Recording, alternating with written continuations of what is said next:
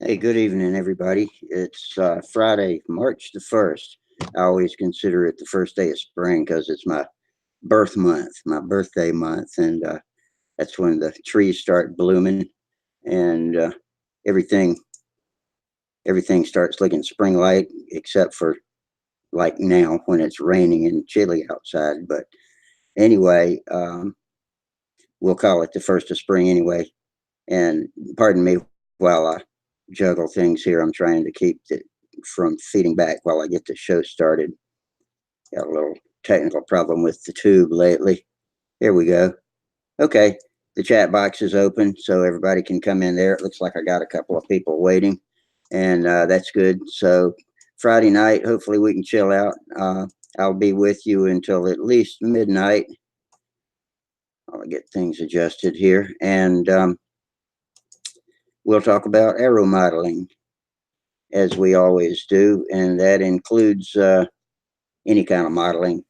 Hopefully, mostly control line, but planes, trains, automobiles, or anything else you like to work on in your shop with tools, whether it's big stuff or model stuff or whatever, and pretty much everything but politics. And we try to keep the geezer gripes down to a minimum, but since we're all about half of us are geezers, it's hard to control that sometimes. Hey, Jeff Riley, and yeah, I am better. I was sick on Monday afternoon, managed to get the Monday night show in, and by then was feeling pretty good.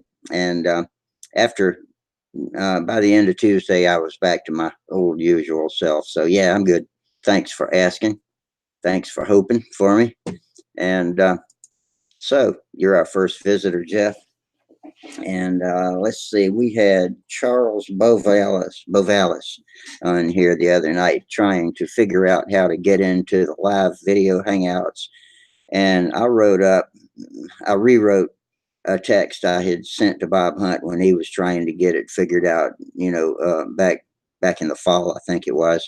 And now I've got a couple of good paragraphs that are simplified and clear, and anybody that needs it, I think I'm going to post it in the at the bench forum in the stickied area so that y'all I'll be able to read it and find out how to get in, and we won't have to do as much juggling on the show with trying different things.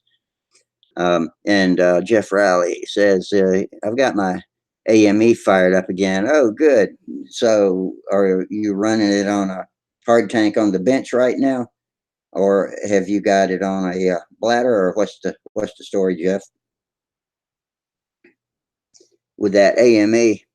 And have you got a Venturi on it, or do you just have it bathtubed out with the spray bar and the boss molded on the crankcase?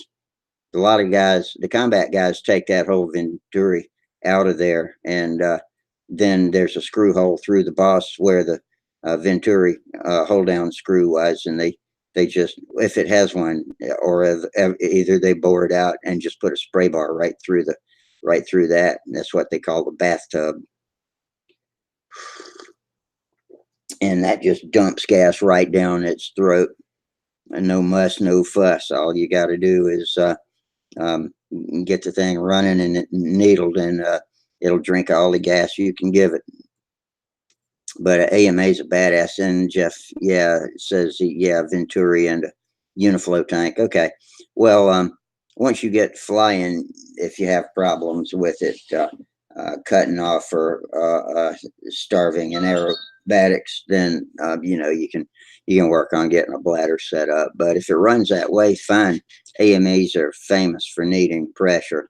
Now, a lot of people use crankcase pressure, but that's out of my wheelhouse. I have a couple of TDs that have been drilled for pressure, but the hole in the back of the back plate's plugged, and I've never actually used it. I tried starting an MP jet one time, which is not a jet, it's actually a Galoo engine, Czechoslovakian engine, and it was a factory race special. Still have it, and it was meant to be started and broken in with backplate crankcase pressure, and I never could get the damn thing cranked up, and so I need to take it out and oil it up and see if I can crank it again, again sometime.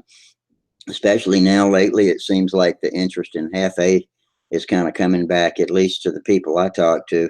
I know here on the forums with Brodak's half A contest coming up, and now I come to find out that actually the Joe Knoll contest on Friday is going to have a half A stunt contest too. Uh, uh, uh, interest is growing. Hey, Jack Snavely, how you doing? Airheads, yeah, that's a good name for us. That's better than grayheads. Airheads, I'll take that. But uh, anyway, yeah, Jeff, I'm curious to see how that AME does in the air. And what kind of plane are you going to put it on, or is it on? While while I'm sitting here talking to the chat folks, just want to remind everybody, like I always do, that the um, links are posted in the live streams / at the bench thread on the Stunthangar control line forums. You have to be logged in order to access the link or to even see the link to come into the video.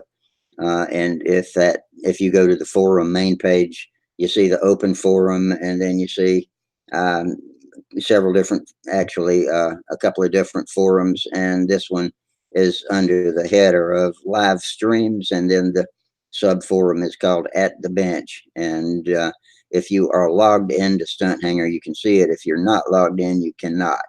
So if you click the link that's where I write every night, I post it at the time the show starts, except for I forgot to post it.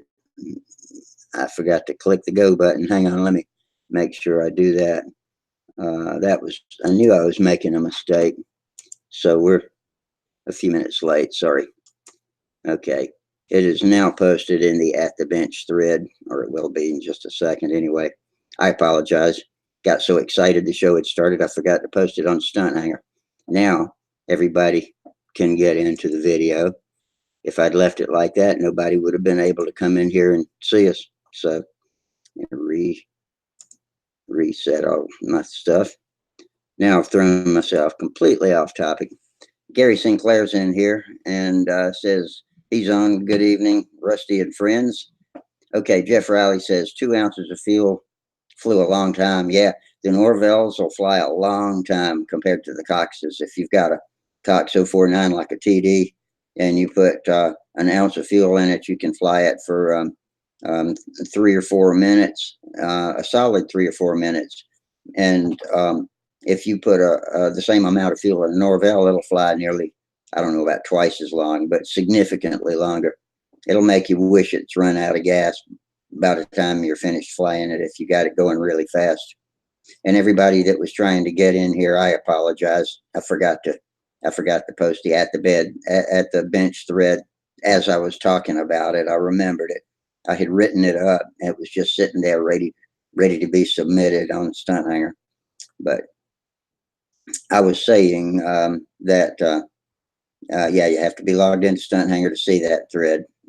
And if you're in the chat box, we appreciate y'all's donations. We've been getting a pretty good bit of super chat donations lately. That's that block $sign at the bottom of the chat box on the YouTube chat box page, and that helps us out. Helps Sparky pay the server fees, get video equipment upgraded, and helps my hobby budget too. So thanks for that. Let's see. Jeff Riley says, seems like it. What did yeah, you're talking about fuel. If you're talking about fuel economy, yeah, they are much more efficient. I learned that because I started TDs before I knew about Norvells, and that's when I learned to do bladders on TDs, and found, because with the hard tanks and with the built-on tanks was even worse. I would run out of fuel before I ran out of fun. It's like the pilot turned off the fun light before I'd finished having fun. So I went to bladders, and you can blow them up, and they grow like a bratwurst, and As more fuel you put in it, it stays the same circumference, but it grows longer and longer and longer. And you can put a ridiculous amount of fuel in one, and I hang it so that with an ounce and a half or two of fuel, it's right straddling the CG. I usually put it inside of a little mesh container. I make a little bag for it, a sheath out of some mesh cloth I have, and just tie it down right over the CG on top of the wing. I used to put it on the bottom of the wing for aesthetic purposes, but after a while, I didn't care what it looked like. I just strapped it on top right behind the engine like I do on a little Satan, and so it's a little bit. If you put a lot of fuel in it, it'll be a lot tail heavier when you start the flight, and as it uses fuel up, the CG gradually shifts back up forward so that it's a little less twitchy. And let's see, Jeff says Pathfinder flew for what seemed like 20 minutes.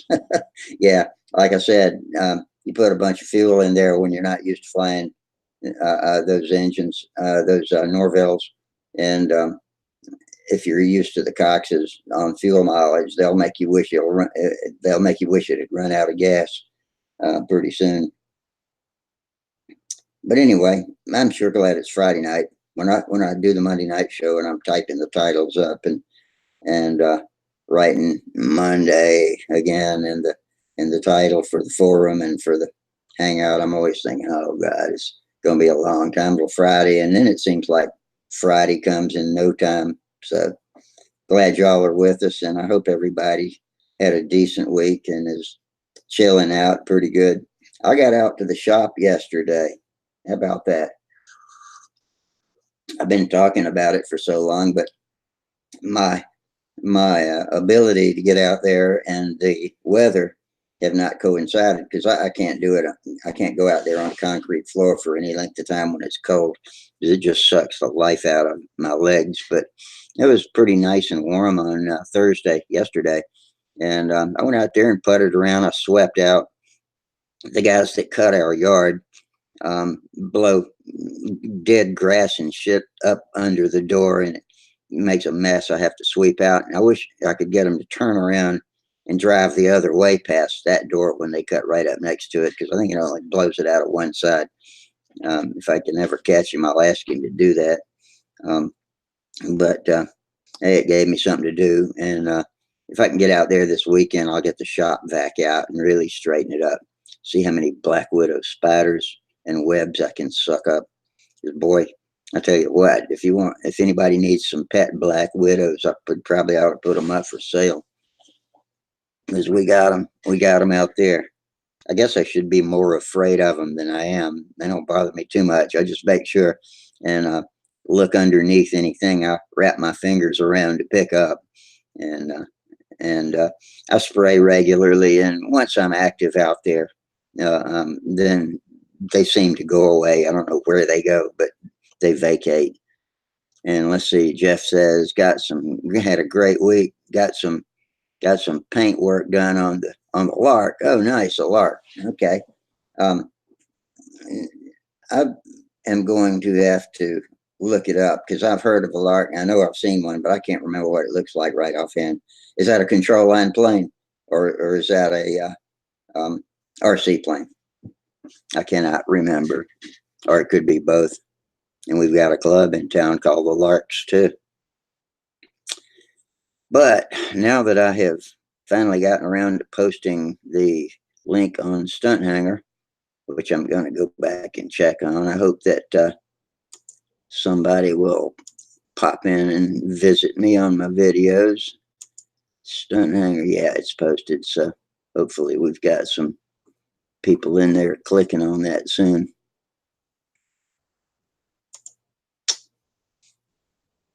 Minimize. Okay, there we are. So JP Mackey or Southwick? Let's see. Wait a minute. Got some. Okay.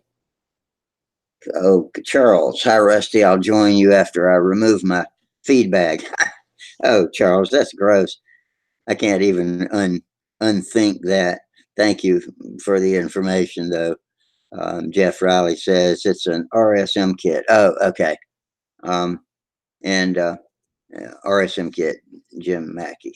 Okay. And at RSM, that's all foam wing stuff. Is that right? Or am I mistaken about the foam wing part? Nice, pretty flame, great flyer. Yeah. When we get we got somebody trying to get in now. I bet it's probably, let's see, it says it's Steve. How long you been there, Steve? I hadn't even noticed you. Sorry. Just a couple of seconds. Oh, good. Not very long. Let me turn my speaker volume up. Has my voice volume been okay? Yeah. Okay, good. So Oh, Charles is he on the texting part or whatever? yeah, he came on YouTube a second ago and said as soon as he removed his feed bag, he'd be in here with us.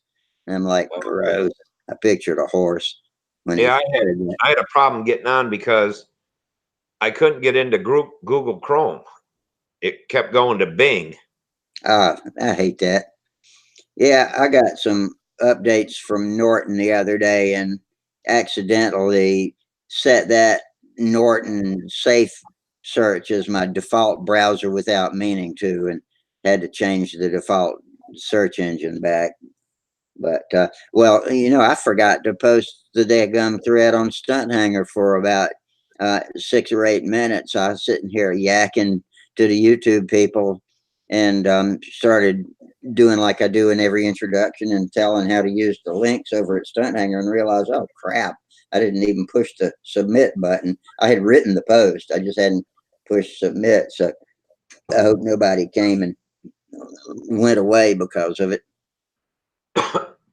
I talked to Rich Oliver today, and he usually watches, I guess, but he was looking at trying to get in, and I tried to explain to him how to do it. But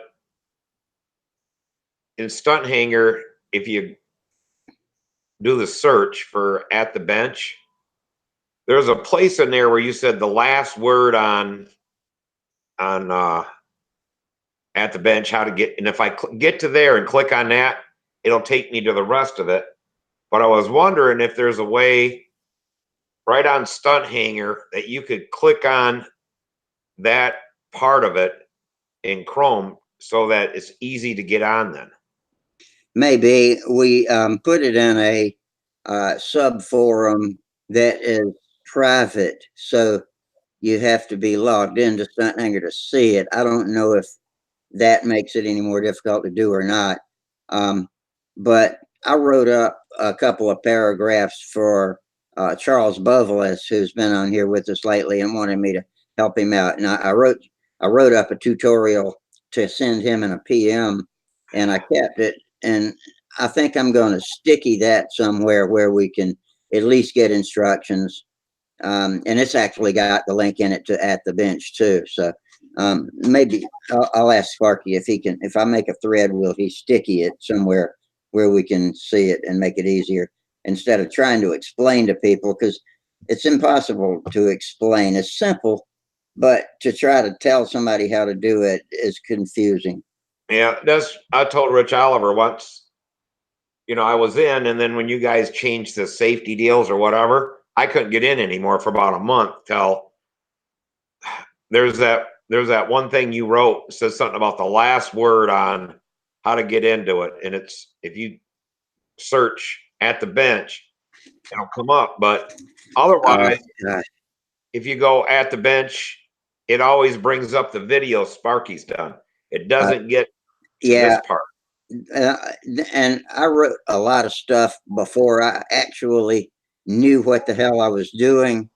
And I was learning at the same time, and I wrote a lot of stuff that I wish would disappear that just confuses the issues, because I would think I had it figured out and I'd say, okay, here's how you do it. And again, later on, I'd see I'd done something wrong and post again and just made it just a crock pot of information that's just, you can't disseminate. So um, I'm going to work on that. I'll make that this week's mission to see if I can get something posted somewhere convenient that doesn't take any explaining. That we can tell somebody in one sentence, and they can come right in and do what we say and click on it and Well, be. what I was thinking too was is that we have open forum and you got classifieds and stuff like that. If they just couldn't, we name this, it comes up at the bench, but maybe a different name. Yeah, well, it's under the live streams. It's a sub forum of live streams forum on Oh, the same main page as the open forum, but it's hard for people don't speak the same. People don't always understand the forum language when you try to tell them about yeah. forums and sub forums. Yeah. So I don't know. We're forever getting it figured out. yeah, because I hear about different people. Once you know, and you get to the right spot and get on, then I just go back to my old search deals, click on it, and then it just runs me through it. Yeah. And it's real simple, but it's that first time. Yeah. No. Oh, Gary Sinclair says we got 14 people watching. And let's see. I think I have figured out. Let me see if I can rearrange this a little bit. I might have figured out how I can see that. Oh, yeah. Okay. I put this other page underneath and boom. 17 actually now, or maybe it'll refresh in a second Well, in maybe this these map. guys online, they can look. I was on something popped up on uh, Facebook, and it was an inflatable paint booth, and you can drive a car in them and stuff. But they make a small one for motorcycles. Oh, And what that I would be want, pretty good. Yeah. I saw that big car sized one. It was it was giant, funny. I if I blew it up, I think it would be cool, but putting it away when you're through with it is the hardest part. right? And if you go, and I don't know too much about these damn searching on this stuff, but it showed pictures, and it showed one that was like 4 foot wide by 7 foot long and 7 foot tall or something like that. But I can't Yeah. find it to see what it cost. But what I'm thinking is I put it in my garage and blow it up inside the garage. That way the wind ain't going to be, That's jostling right. back and forth and stuff like that. That's a good idea. But I can't find the small one. I can only find the big ones, and most of them are 9 feet tall. So that would be hitting on the damn truss, the Yeah. rafters going across the garage and all that kind of stuff. Maybe if you email the seller of the big one and ask him where the small one, he might sell both, and you Uh, just hadn't found it yet. yeah, I don't know. They're all out of China. Yeah. Who makes the well? Find who makes the videos, on YouTube, and ask them if they know. Oh, okay. You can put it in the comments under their video. Some YouTube posters read their comments and some don't, so you never know if you're going to get an answer. Right. I seen another guy. He did kind of his own out of these tents like you put outside for picnicking or whatever. And he put sides on it and Yeah. got in there and did it. But um, the blow up paint booths, they come with their own air, fresh Yeah. air. It's all filtered and stuff Yeah. That's like right. that. They do. I And I wonder if thought, it's got a sensor that knows when to turn that air blower on and off, or if it just blows all the time. I guess it looks like it just blows all the time, but one that was 4 foot by 7 foot, I could fold that up and take care of it. Yeah. I just, one of these things that are 23 feet long, that'd be a hell of a thing to roll up. And where do you set it up outside? Well, you got to find a really good day because it could be raining outside or wind blowing or what have you. And that's why I was just thinking, just back cars out of the garage, set that in there, blow it up, do your painting, collapse it, and be done. But that was my idea. But I thought if anybody on the forum, everybody's looking where to paint and all that kind of stuff. If someone sees that one for motorcycles, to get back in here and post it or let us know. Yeah, you know what? You could probably call a bike shop and ask them if they know of such a thing. Yeah, that's true. Because there's got to be a lot of people that want to paint bikes, that would love to have one and that do maybe have something like that. Worth a try. Yeah. So I just thought if anyone else was interested, if they look and they find anything, to post it on Facebook, or I mean, not Yeah, Facebook, post it on a forum, or get yeah. back here and do it. What I do is just hang a plastic, one of those thin painters drop cloths, and hang it from the ceiling in a circle around my Black and Decker workmate, and do that. But that's not, it's not ventilated or anything like that. And it's kind of a redneck operation. It's better than nothing. Keeps me from getting overspray on everything in the shop. Yeah.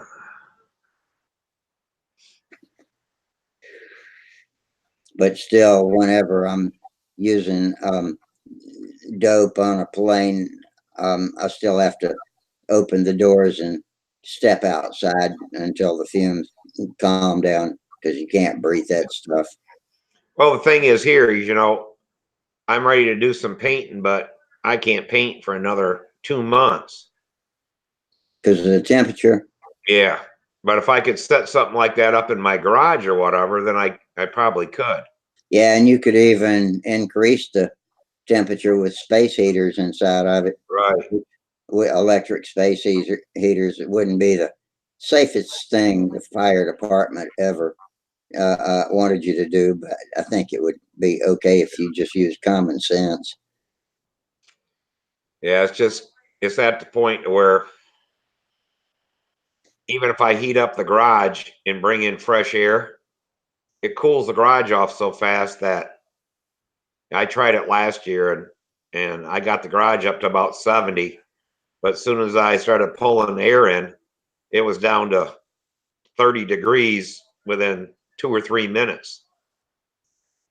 Just because they bring in all the fresh air, and it's like Yeah, ain't much you can do about it. Oh, and we got JP and Minnesota Mike going to town over on YouTube. They're talking about drag bikes and drag cars. Minnesota Mike's got some serious, serious racing equipment.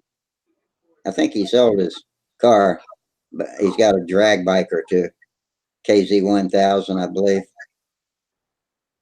okay. Supercharged. He had a Plymouth Valiant, or no, it was a Dodge Dart with a blown 440 in it, supercharged 440. That was a badass machine.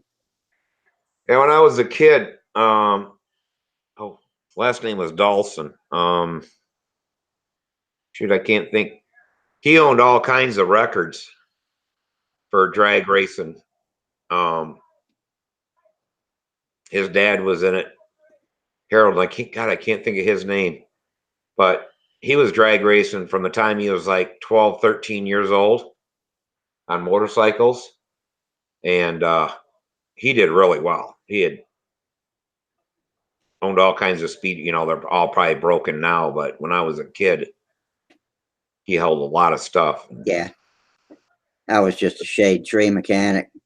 I had a carport and a slab behind my house, and I would rent engine hoists, and when I needed them and that sort of thing. So I, I was just a grease monkey, but I got out there and did pretty good. I got at least one trophy I brought home that I still have out in the shop. Bracket racing, that's what I was doing, where you go out and run time trials and decide how fast your car can go in a quarter mile, and write it on the window. And so when you pull up to the line, they differentiate the numbers that each car next to each other's got on their windows so that each light turns green at a different time, and theoretically, two identical drivers in two identical cars would tie at the finish line every time. So it's a race between the drivers and the equipment, and how consistent your equipment is, rather.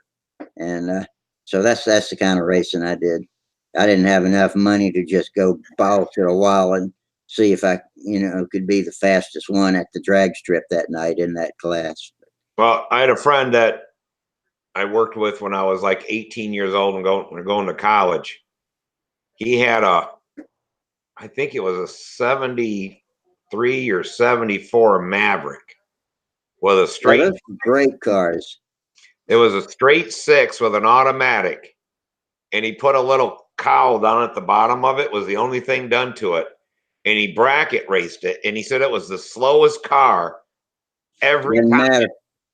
But he paid for all of its college bracket racing. He said he Yeah. never broke out one time. No, especially if you got an automatic transmission, all you got to do is get off the brakes and on the gas at the exact same time, Yeah. and have a consistent running engine, and whatever you dial in, if you get it right, then it'll run the same thing every time. Yeah, And he if said you're he beating cut somebody, about the same light every time. yeah, He said that he won 90-some% of these races. yeah, And he said people were so mad because they couldn't beat him, in that little old slow 6-cylinder car. He doesn't said, matter if he's halfway down the track when the other guy's light turns green. You better overtake him and beat him. And a lot of people break out trying to right. do that. That gets in their heads when you're already that far ahead of them, and they'll break out of their bracket and go too He said fast and sometimes he'd be disqualified. 3/4 of the way down by the time the other guy got to go, but his car would run a 10-something quarter-mile time. And I forget what his ran, like an 8 The Maverick, or the 19. Maverick was probably running 16s, something like that, 15 to 16. Yeah. But he said that never put a different tire on it, nothing, just the tires. Yeah. But Yeah, no burnouts. He probably couldn't even spin the tires on it. no. But yeah, he said he won a lot of money doing that.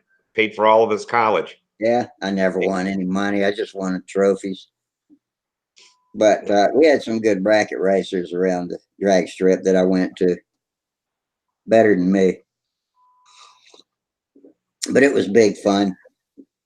And it was something, I can still talk about today and enjoy thinking back about it. So that's great. I'd love to go back and race again. It's been since maybe early 2000s, maybe 2004 or 5, since I've driven a car on the drag strip. Okay. I never have. I think my brother has and stuff, but It was when I was driving my car, it was in the 80s, 79, 80, 81, those years. But yeah. my friend, I had a rich friend that lived in Raleigh that used to go down to the drag strip in North Carolina near, it was Elizabethton, near Lumberton. I can't remember the name of it now, but it was a good little motorsports park, and they had a drag strip, and he had an 11-second Camaro, and we went down there, and he'd let me drive it. Oh, let's see, Stunthangar just joined this video call. That's Sparky. Yeah, let me let the man in. Hey, Sparky, how you doing tonight? All right. I had been on earlier, but I fell asleep. That's okay. I was a little late posting the link on the forum. I had started talking to the YouTubers and forgot to click the button, so I was about 5 minutes late clicking the button over on Stunthanger, but it's on. And I noticed our YouTube software is upgraded to the new what do you call it? Creator Studio, and So I've been tinkering with that on my channel and learning where everything is. It's about the same. It just looks different. Yeah, I'm surprised we're still streaming. Yeah. Well, I'll take it as long as we can get it. Yeah, yours defaulted to the old Creator Studio and wanted to know why I didn't want to use the new one. So I clicked the box that said I'm busy and don't have time to try the new one. So either way, suits me. This Yeah, is working okay. I'm using the old one. It's not much different. It's got a different look to it. But I'm having to rearrange a bunch of windows so I can see how many people are on watching this, because it doesn't show that on the video screen anymore, underneath the video screen. So, but it's 17 people. We got 17 people watching us now, and we had a record night the other night. I had 9 people on steady all night, and I had up to, and sometimes more than 25 or 26 people total watching. That was a good night. I forget if that was Monday or last Friday, but yeah, great night. You got it all sanded in, huh? Yeah, this will be an airplane come tomorrow. All right.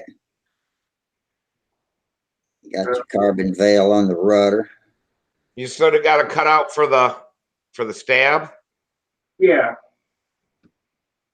I'll cut it out when I lay it on the table. Looking good.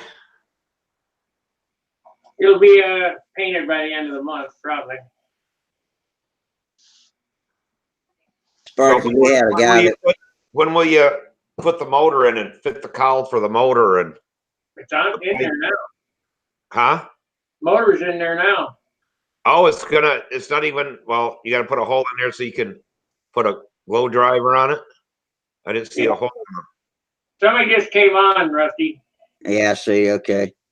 I don't think that's somebody I'm gonna let in. Let me see. I can't see him. It says doctor, and I saw a skeleton Yeah. at first. Yeah. Nah, sorry, doctor.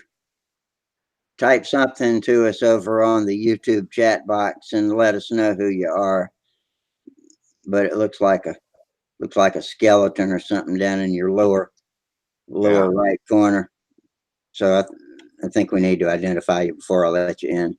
Sorry about that. We have to be careful of trolls. So And there's plenty of them out there. yeah. This turned out pretty good. It's about 8 ounces. Oh, that's real nice. So my airplane right now weighs, I think I said 27 ounces, less the motor. So now, once you get the wing in it and stuff, then you cut out the pipe tunnel and. Yeah, this is not, top and bottom are not glued on. They're just taped on. Oh, okay. That those don't get finished off till, the things together. Then I'll glue the bottom on and cut out the hole for the pipe. Oh, okay. That don't take no time. Yeah, it looks really nice. It's got a better shape to this one than the other ones. I like how this is shaped a lot better. More streamlined looking. And it still needs final sanding. I got maybe, I don't know, 15 thousandths difference between the spinner and the nose ring. Oh, okay. I'll keep sanding on that. Yeah, I got to fix the gap between my spinner and nose ring on the Cardinal. I accidentally forgot to put the offset wedges underneath the engine when I shaped it, and now it's crooked. So I got to uncrooked it.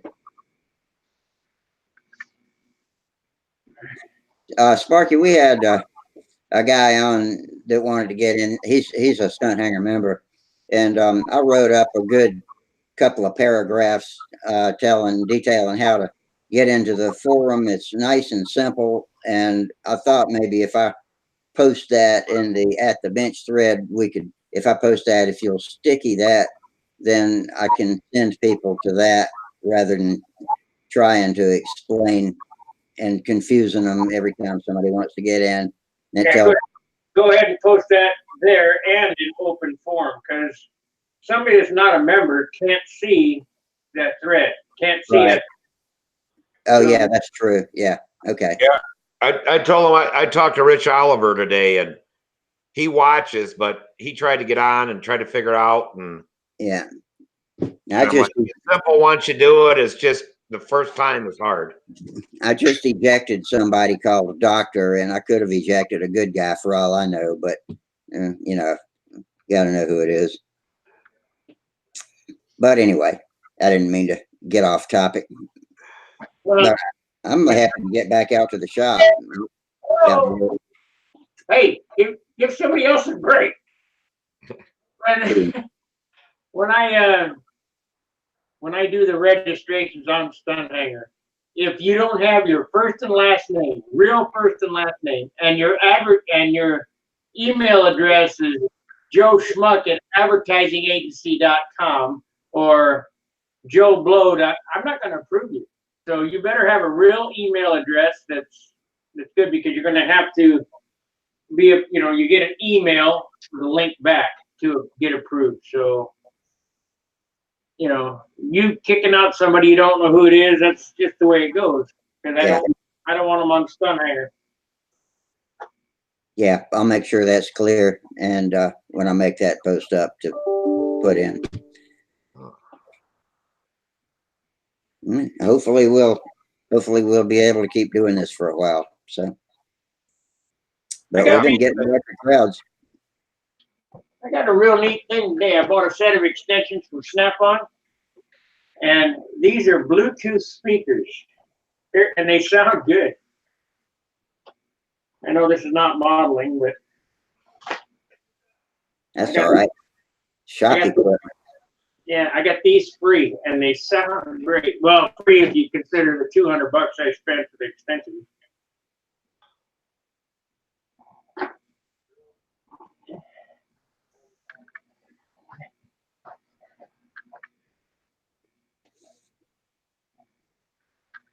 Oh, yeah. It's a big socket, and they sound good. Good. Yeah, I got a mini tower speaker in my shop that sounds really good. I've been happy with it, a Bluetooth tower. I just put Pandora on to play all the time whenever I'm in the shop. Of course, when I bought the impact sockets, they gave me this. So now I got 3 sockets that aren't really sockets. They're this is an impact socket. Another speaker? No, it's a battery charger. Oh, okay. So so you charge that, and then if you need to charge anything else, you just plug it in and charge your phone, and right. That's pretty cool. Yeah, Snap-on. I hate to see him coming. Them guys at work are starting to get the Snap-on bug. They're $300. I go, hey, you better stay off that truck. You'll be like I was at one time. Oh yeah, it's like a candy store. Well, I paid the Snap-on man $150 a week for about 20 years. Yeah. That's a bunch of money. Yeah. I got a tool fetish. I just go into Lowe's and Home Depot and browse the tool section. I can do that for hours. Yeah, I might go back to work as a professional mechanic again. But I'm getting kind of old. But you never know. Anyway, so I'm not going to buy crap tools. I'm going to buy Snap-on. That's what I got. Something that'll hold on and last you. Hey, if your hands and arms are still working good, then keep at it if you like doing it. That's what I love doing. I'm a natural born mechanic and love to do that stuff. How old are you now, Sparky? I can't tell you. Older than me, probably. Yeah, Hard to say. too old. Too old to be working, believe it or not. But I was just wondering how your body is, being a mechanic, being down and up and down and up. And hey, I can get down real good. yeah, you should just get back up. Hey, getting back up is a bitch. And I gotta be getting up and down quite a bit. Yeah. I can feel it taking a toll. Yeah, I always take knee pads and knee mats to kneel on because I can't kneel on the concrete anymore. I want to talk about government health care. If you guys think that's a good deal, it's not. I got hurt at work. I had a spark go in my ear. I've lost 50% of my hearing in this ear. And it took a month to get the medicine. They wanted me to pay for it. And I got financial people calling me, telling me what the damn insurance company's name he deals with for workman's comp, and then you call him and say, hey, you need to take care of this. either that or get an attorney and let him take care of it. Yeah, because as long as he pays his bills, Oh, he does. then they need to pay, but they don't want to pay. We got a question for Sparky about painting on YouTube whenever we change subjects. It's hard to paint on YouTube. It's easier to paint at your house. Yeah. What's the question? Jackson Avley says, let's see, where did he go? He wanted to know if you could recommend, oh no, Jeff Rowley, any preferences on spray paint equipment? He wants to get back into, wants to get into painting his airplanes, I guess. Harbor Freight has some deals where it's not very expensive. They have a 30-gallon compressor for $160 to stand upright. It's a little loud, but whatever. And then I just use Harbor Freight guns. They're $25 a piece. And when they take a crap, I pull them out and get another one. Somebody's echoing. It was me. Yeah, and you can get a little spray handle that's got a cup on it, and it also has a regulator and a water trap too from Harbor Freight. I understand. That's what I mean. What I use. The silver one, not the colored one. Okay. And I got a small compressor. It's only probably a gallon or so, but is there any reason that won't do the job? Mm-hmm. It'll pump up to 120. Yeah, but if you're painting, it doesn't have enough volume. So you're painting along and then it runs out of air. Oh, okay. Unless you're using a little airbrush, teeny tiny one. Yeah. I've got the Harbor Freight purple one, and it does a good enough job for me. I spray dope with it. How big is your compressor? Oh, criminy, it's huge. Mm. I've I've got a 5-gallon day tank. I guess I could run a line from my compressor to that, and then a line from that to my spray, and keep that pumped up. Oh no, I guess it's not huge. It's probably a 6 or 10 gallon one, if come to think of it. Yeah, it's not. I'll tell you, I was at Harbor Freight last week, and I didn't have time to look real close, but they have a new compressor there with a rotary compressor on it, and it is so quiet you can't even hardly hear it run. They have a test thing. You push a button on a timer.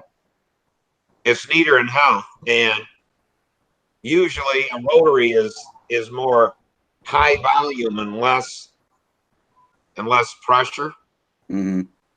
It may not go up to 140 or whatever. It may only do 120, but usually a rotary moves a lot of air. So a rotary, is it just got like a circular cam wheel that lifts a bunch of reed valves as it goes around? It's true. And if you've seen it, it looks like a piece of metal that's wound out like this, and that turns on one that's stationary. And it's like a scroll compressor for an air conditioner. Yeah, it's kind of like a scroll, but this one is actually it's the rotary compressor is all it is, out of like a refrigeration compressor for your refrigerator, or they used to be used a lot in the air conditioners on campers. Uh-huh. 'Cause I they're did make quiet. my own compressor back in the 90s out of refrigeration stuff. You know, you get one of those refrigeration tanks, them 5-gallon. I used to have 134A, Yeah. you know, and drill a hole in it, and weld a bung on it, and run it over to an air conditioner. You can make your own compressor, but for $100, I think they're $139. Let's see what I got. I'll pull up the link, and you know, how can you're wasting your time? Yeah. Huh. It's not like a Wankel engine. No, Now rotary is a little different, but they're super quiet because nothing touches, and as long as you're not, this thing was running, and I didn't even check to see how high the pressure was. But usually a rotary, even at 100 and some, 120 pounds of pressure, makes no noise. Yeah. Mine makes a racket. But you can't. I think the rotaries went away because of 410A, that the pressure has to be so high. And they don't push a lot of pressure because there's not a valve there to stop it from coming back or whatever. now these have went up to $174 what I bought, but they go up and down on Harbor Freight. Yeah, they'll run specials on them. Yeah, and look for coupons. Sometimes they'll have a 20% off coupon, something like that. Yeah, I I like just got a flyer. And I got like 3 of them purple ones from Harbor. They make the next one up. I wait for them to go on sale. They're like $5 more. It's silver. Yeah. And I like the pattern on that a lot better. There's the compressor I use. Oh, yeah, some nice big one. But I think I got it for 130. You got to unmute yourself, David. Unmute your microphone, David. Yeah, you probably once you move on the screen, there'll be. I got it. Oh, there you go. I got it. Hey, Dave. Hey, I've been having fits with Google, so I mean it just popped up, and I figured it was something else. So, how you guys doing? Long time no see. Good. Let's see. We just got somebody. Oops, I got people dropping out on me. Okay, Charles Steve's back in, Also, and Steve McBride. Hey, Steve McBride, how you doing? Hey, Rusty. And How we've we got doing? David and Steve McBride in new with us. How's everybody tonight? I'm doing good. How about yourself? Well, I'm doing good. How about you, Steve? Steven, what you up to? Doing good. Doing good. Thank you. How about everybody else? You bring us some hell tonight. Yeah. Is that a Patriot behind you, Steven? Yeah, that's my new Patriot. That I just finished. How Wow, much looks nice. I was showing everybody I was working on, and I put all the hardware in it now, and got it all ready and finished. So I'm gonna take it out this weekend for its first maiden flight. hold it up so we can see it. Hey, I seen your dad on Facebook. He took all the credit for you being such a good builder and finisher. He likes to. My father loves. Because he taught you everything. Sounds like somebody I know at work. Yeah, well, my father, he likes the commodity of the hobby now. He doesn't really fly too much. So he likes talking. He likes the commodity. He likes to help. So he assists and works with me on the building.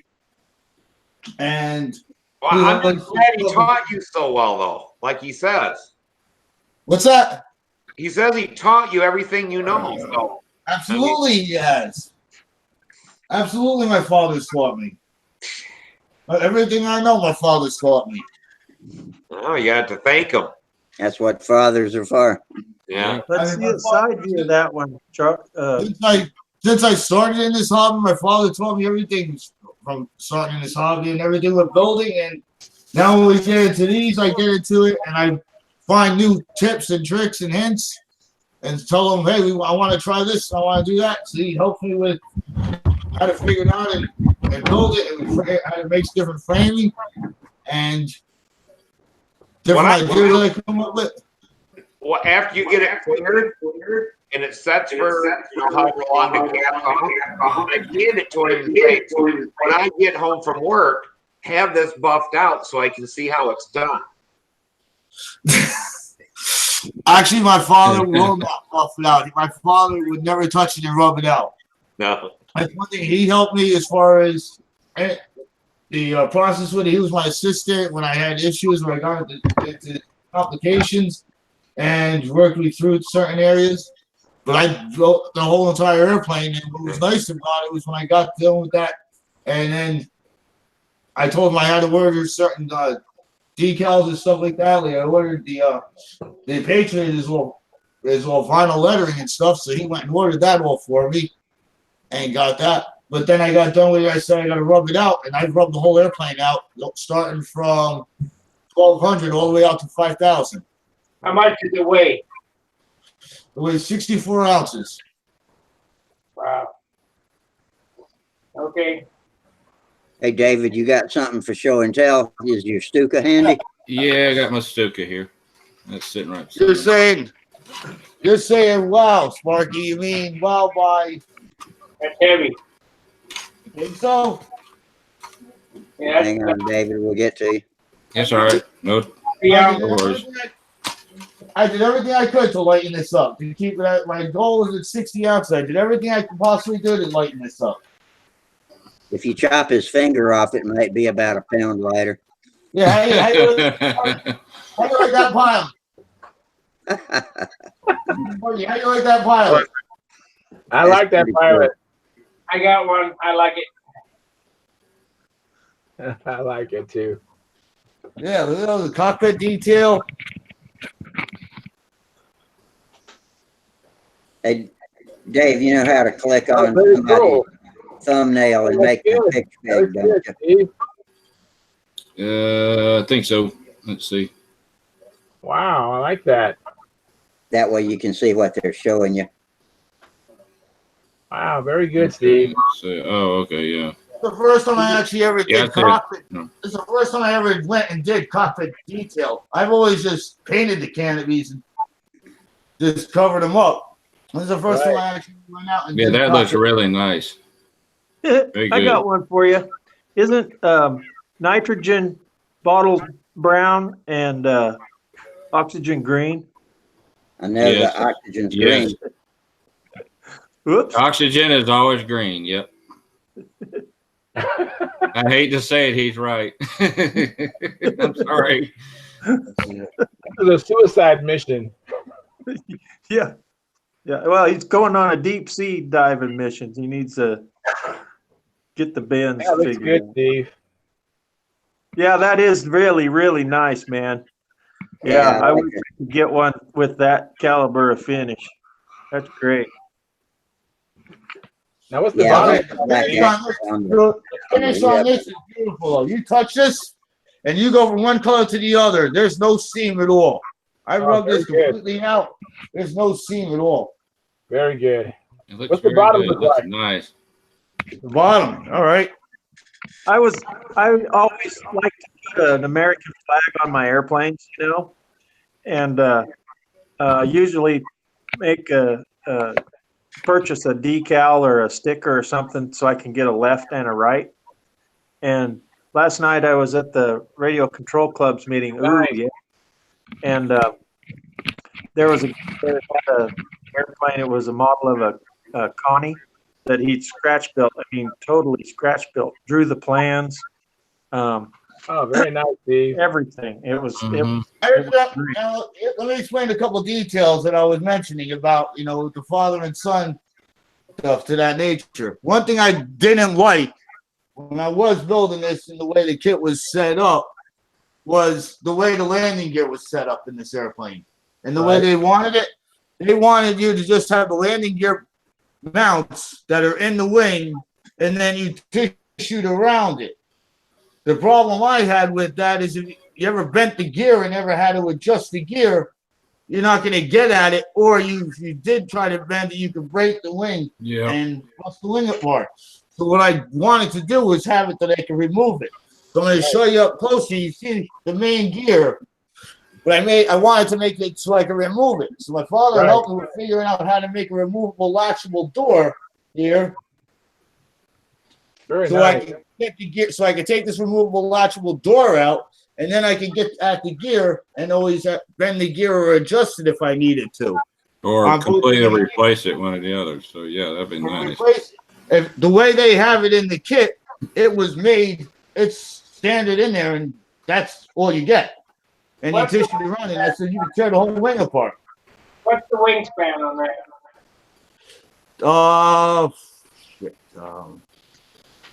The other one's it's 608 square inches. It's 57 3/4. That's pretty good size. That's pretty good size. I think the original Patriot was about 45 ounces. Wow. Now the thing is, it was the same way at the cowling with the for the tri-gear. The way they wanted it set up and it was stuck in there, you couldn't remove it. So I wanted to find a way that I could actually make it removable. So I asked my father how I'm going to get that, and the way they had it designed with their landing gear block, it was totally structured and framed inside the landing gear blocks that they give you. So I didn't do that, and I put a main landing gear block in there and made it removable. Wow, I like that. Oh yeah, because you can get at it. The other thing is because the control system that I have in this, I always want to be able to get at the control system and also lubricate it, oil it up, or make sure all my connections are still good if I ever have to adjust it. So I got an adjustable hatch here at the bottom so I can get at the control system. I like that too. Looks like you got what kind of tape is on your hinge lines? What's that? What kind of tape have you got on your hinge lines? Oh, that's the 3M tape. It's a 3M hinge tape. Oh, okay. You can hardly see it. When you get in the light right, you can see it. Very nice. Yeah, all the hinge lines are taped, but you get the 3M hinge lines. But I said, when I was building the airplane, I came into these things and I'm looking at the plans saying, I don't like this idea and so forth. So I go to my father and I told him, I want to modify this. I want to change this from the plans. And that's when he gets involved in helping me figure out how to get around doing that. And he's my go-to with giving me that advice. And once I get through that, then I continue on and I continue building. Very good. Steve, so the cowl comes off and the wheel can stay there on the nose wheel? Yeah, I can take the cowl off. The wheels. I can take the cowling off. The wheels stay there. That's good. That is an excellent idea. So I can get it everything. And when I want to change the fuel filter or change anything to that nature, I can get in there and make my adjustments.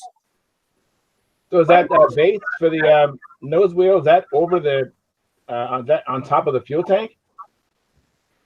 Yeah, there's on top of the nose wheel. Yeah. There's you got a fuel compartment in here, which you build inside here. You make a fuel compartment box inside. What motor is that? It looks like this motor. If you hold up, let me spin this around again. Very nice, Steve. I like that.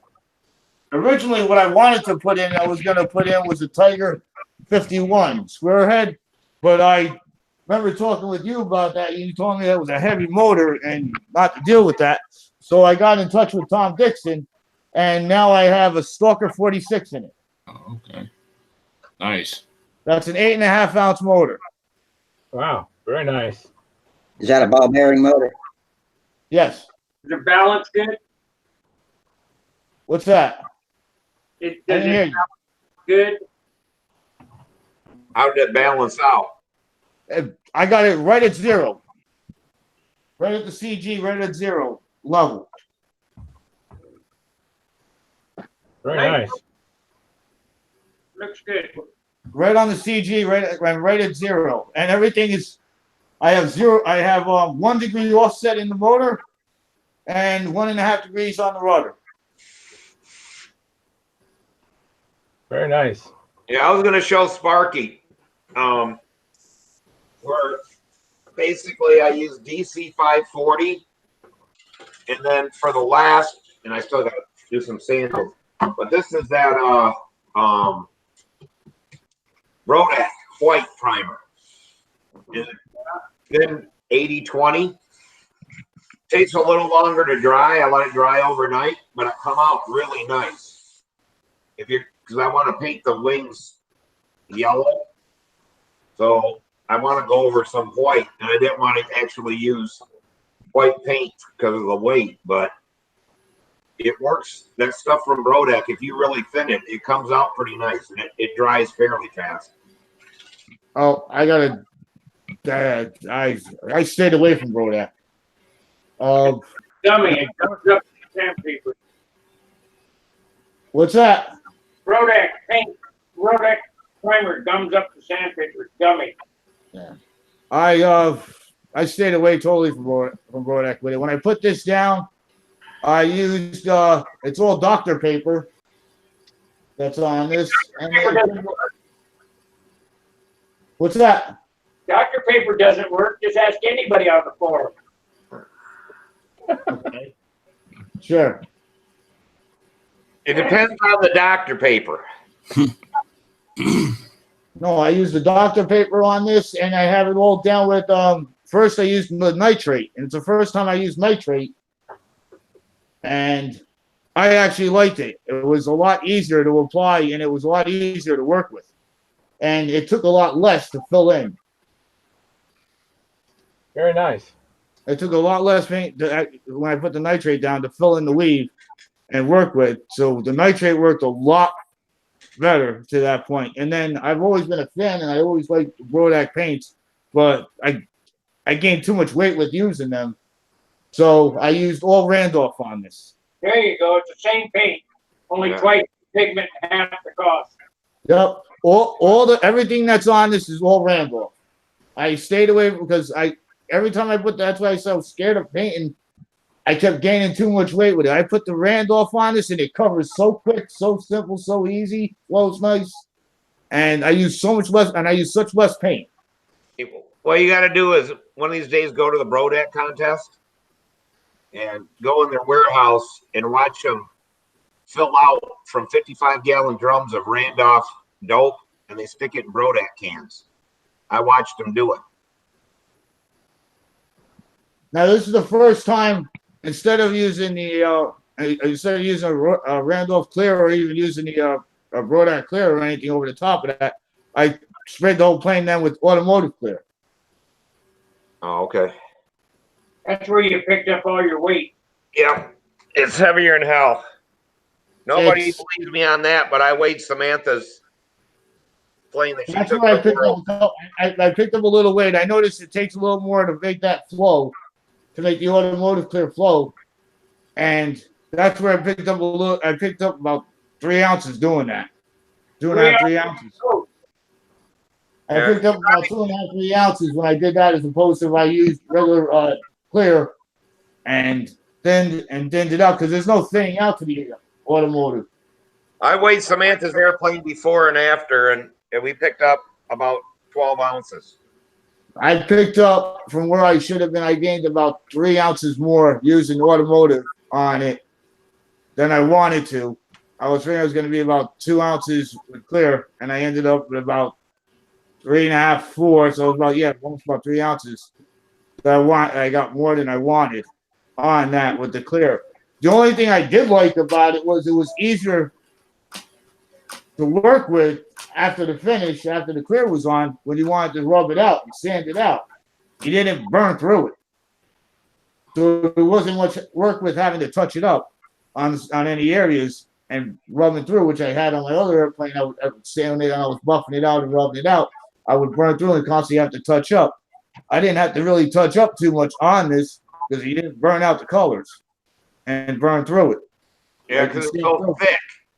It's thick. It doesn't sand through. It was easy. It was easy to really work with. It didn't sand through. But I use 15% out here, and the 15% eats up through the paint. So that's why I found on my other airplane, and that's why I went with the automotive clear. So I would have. My airplanes is I finish them all in dope, and then I clear with automotive back to the leading edge, the nose of the airplane, and that's all the automotive I use, just on the nose. Just on the nose?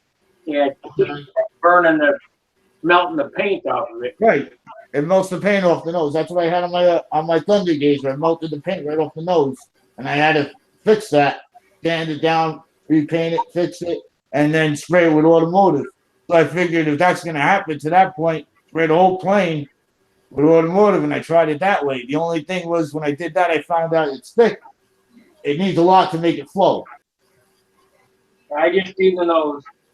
Just do the nose. I think that's what next time I'm going to do now. I'm just going to keep it at the nose, do the rest of it in Randolph Clear. This is getting dusty, but you look at this airplane here. The nose here is automotive back to here, and right. the rest is dope, but you can't tell the difference the way that it's blended, you know. Sand right. it, but this is protected here. Do you spray the automotive clear first, and then you went with the Randolph Clear, or did you do the Randolph Clear and then the automotive over it? You got to paint automotive last. Last. Because it's an enamel, and the thinners in it are not as hot as lacquer. Okay. Now they were saying, as some people I read up on it, they said, you know, I was getting it because the way I understood it, and I knew it when you sprayed it, and you had to get it to flow and you get it to nice, and I got it to work. But I heard some people just take it and actually just put it on lightly and then sand it and come back in about a half an hour to an hour, and then put another coat and lightly and sand it. And they do 3 coats that way to equal 1. I just spray it on. Paint the inside of the cowl where the fuel is, you know, on the motor mounts and all that. And like I said, I just do back to the leading edge, and that's it. From the leading edge back to the nose, and spray the nose. That's where I gained. That's where all of a sudden I noticed it and I gained it, but I can't take it back now on that. But I remember I spoke with you, Sparky, when I first started with this airplane, and you said when I had it framed and I was working on it, you told me I was going to be at about 62 ounces done, and I ended up at 64. So 2 ounces different than what we discussed last time. But the original is 45. That's a small airplane. It's not a. I mean, John and I have figured out that it's about an ounce per inch. So if you got a 60-inch wing, it's going to be about 60 ounces. If that's on the light side. On the heavy side, it's going to be 80 ounces. So if you got a 57-inch wing, the top that it should weigh be 57 ounces. But like the Patriot, Jerry's Patriot, I think is 45 ounces. 45. Well, I know Louis Wargas built his, and I was impressed with the way his came up, and it's light. And he came out at, I think, 57 ounces. Last time I weighed it, and I saw it, it was 57 it weighed out at.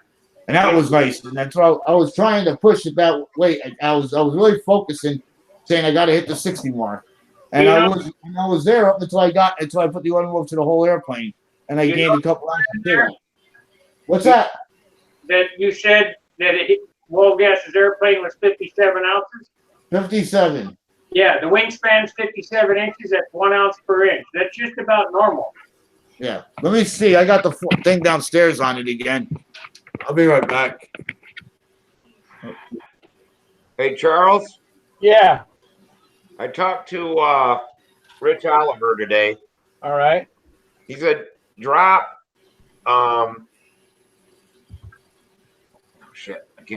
Dub. Email Dub and tell him that you want a header. Okay. He said he usually don't answer the phone, but if you email him. All right. They're hard to come by. They're working on a new way to build headers because Mac made all the headers. They made the parts, and then they were sent to Mac, and Mac jigged them, and then brazed them or whatever they use, aluma weld them or whatever. But since he's gone, they don't have the jigs or anything like that to do it, because he goes, what they're trying to design is the piece of tubing going inside of the flange, because butting it flat is what, if you ain't perfect, I guess, on that, they'll crack on you and stuff. Yeah, it gives them more strength. So they're having problems making them. He said that's why Randy doesn't have any or anybody else, because Matt was doing them for everybody. Oh, that explains. I was wondering why I couldn't find a header. Hey, Steve, what does Rich Oliver call himself on Stunthangar? Rich Oliver. Rich Oliver. Okay, I'll send him a PM before the next show and Okay. make sure he understands how to get on. Steve Yeah, Hodge. I try to talk him into coming on and, you know, talk about fuel uses in his engines and stuff. You don't want to do it because he said everybody will call him a dumbass if he tells them when he runs them. But Yeah, yeah, I'll send him a PM. Hello. What is that profile, Steve? where is it? No, what is it? Cavalier? Yes, Cavalier is Tom Morris kit. All right. So here we are again. So I went downstairs. I got the dimensions on the box. The wingspan is 57 and a half. Okay. 624 square inches. Length of the body is 39 and a half. That's it. Yeah, so you're close. You're a little over. Just give or take that. Like I said, I gained about 2 ounces, 2.5 or 3 ounces on it, because I did the whole plan with the automotive, and that came out a little heavy the way it comes on there. But it was easier to work with rubbing it out. But on the same sense, I like Sparky's idea now that I got a new tip doing that. Yeah. Do the nose only. Oh, there we go. Do the nose only. And then the rest of the plane that way. That Monado is 710 square inches. It weighs 62 ounces. Wow. I we got I a don't know. pretty I cool, bust my ass trying to figure out every way I could take wood out of them and make and sand them down and thin them out and make them lighter. Every single way.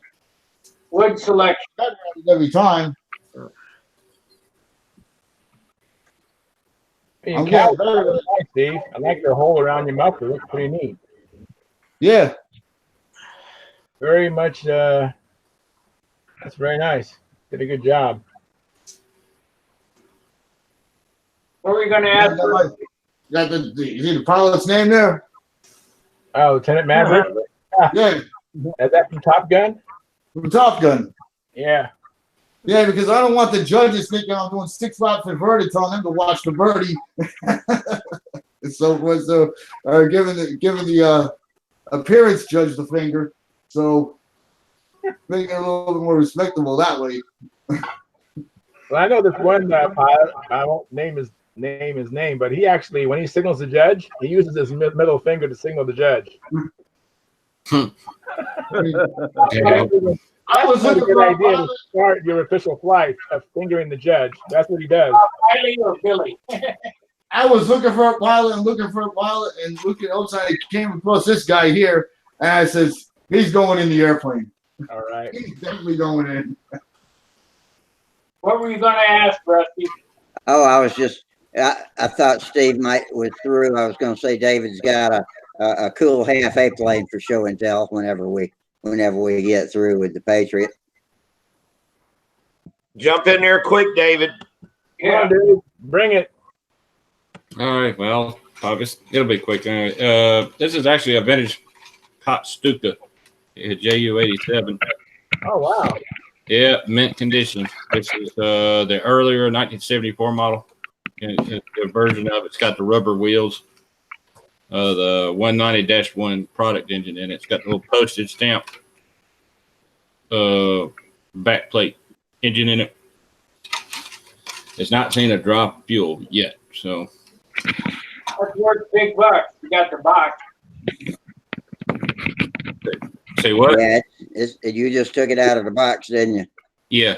if you have the box and you put that on eBay, that's like $1,000. Yeah, I've got the box and everything on with it. Instructions and all that shit. Everything. I put it back in the box and put it on eBay. I wouldn't fly that. You know, don't put a drop of fuel in it. You know, dropping about 75% of its value. Oh yeah, I know. That thing is big bucks. Yeah. Oh yeah, they are big bucks. That's the reason why I've been debating on it. It's too nice. And I do have something else to show. I think Rusty remembers this. Maybe some of y'all too. Remember this guy? Chipmunk. Yeah. Yeah, this is the one I flew at the half 8 day, I think back in what, 2017. 2016 at Huntersville, yeah. Yeah. Yeah, my brother flew the crap out of one of them. Oh yeah, it actually flies real good if you use the stock engine, and it's kind of lethargic, you know, as far as flight performance. You know, it's got good elevator authority, but it just just doesn't have enough grunt to pull a loop. Who So made that? Is that a Cox plane also? yes, a Cox. Yeah. It's got the same wing that the the Stunt Emmy 109 had too. So I mean, so it's. That was some of Cox's best flying stuff. Then it came out with the Hyper Viper. Yeah, the Hyper Viper outflies them all, though. I think Hyper Viper flies better than all of them. And if you put a killer bee in them, man, they really perform. In fact, I'm building another engine to fit in this Chipmunk to give it a little extra. I haven't been able to find a really nice killer bee yet. So, well, now was killer bee. That was in like the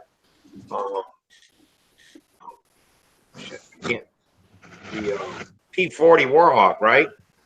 No, that's a Super Bee. yeah, it's called a Super Bee, also known as the P-40. It's a baby bee with a drilled backplate and a dual port cylinder off the Black Widow, early Black Widows.